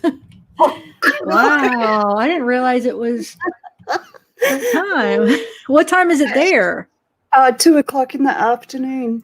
Oh my God, that's so weird. I know, it's tricky. I nearly missed your live chat this morning because of the time difference. I always miss out on. Oh yeah, it would have been this more. Wait, what time would that have been? I think it's maybe 10 o'clock. Okay, that's so weird. Wow. What are you going to do today? You got any plans? It's a beautiful day. I might go outside.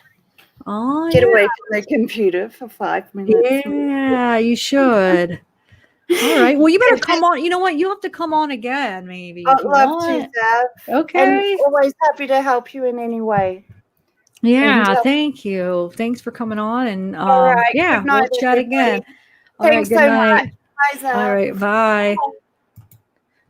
All right, guys, I'm gonna go. I think I'm gonna end this too. So, thank you guys. Sorry if it was kind of a mess. I just think it's gonna be better just to make recorded videos for this because I had too much stuff, and unless if I would have had it planned exactly what I was sharing instead of trying to go through all these files. But thanks for sticking around. I'm going to try a members live though. If you guys want to join me, those of you that are awake and just want to chat, late night chat, we could probably talk about anything. I do want to do a couple giveaways too. Just some random stuff. So yeah, just look for it. I'm going to go get a snack, get some water, and then do the members live. So if you guys, for those members, if you guys want to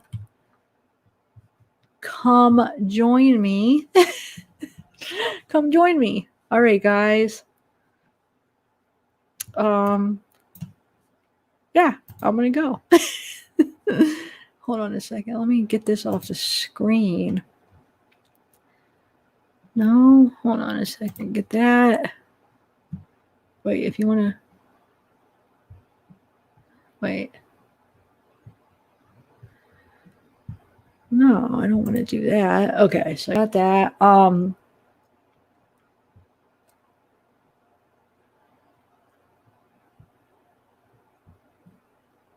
right, guys, good night. Like I said, members, if you want to come chat, come on over. And everybody else, thank you so much. Callie girl, hey, I wanted to say hi when I saw you.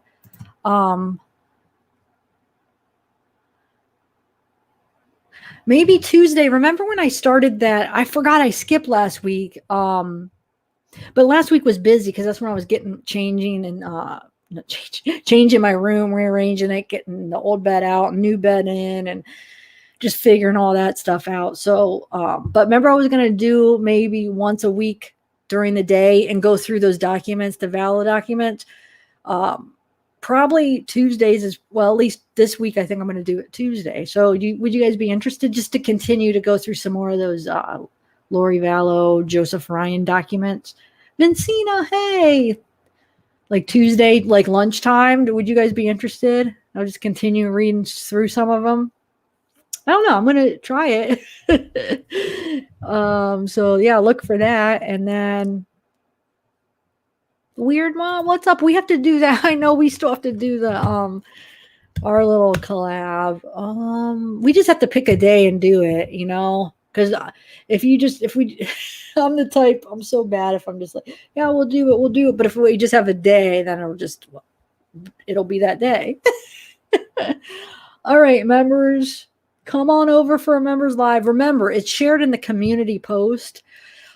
Okay, and another thing is I wanted to say, some of the members are, this happened, well, two people, 2 times so far, where they were trying to, is Deanna in this, and I know she was here earlier, trying to chat and it wouldn't let you for some reason. I'm just wondering if it's only happening for the members videos. There's this weird glitch for the members. Okay. So just so you guys know ahead of time, if you're wondering, because Randy, you remember you showed me this. So when I post a video, like the videos for the members go on the community post. So you guys that are new to that, that's where you'll find like videos or any posts will be on the community posts.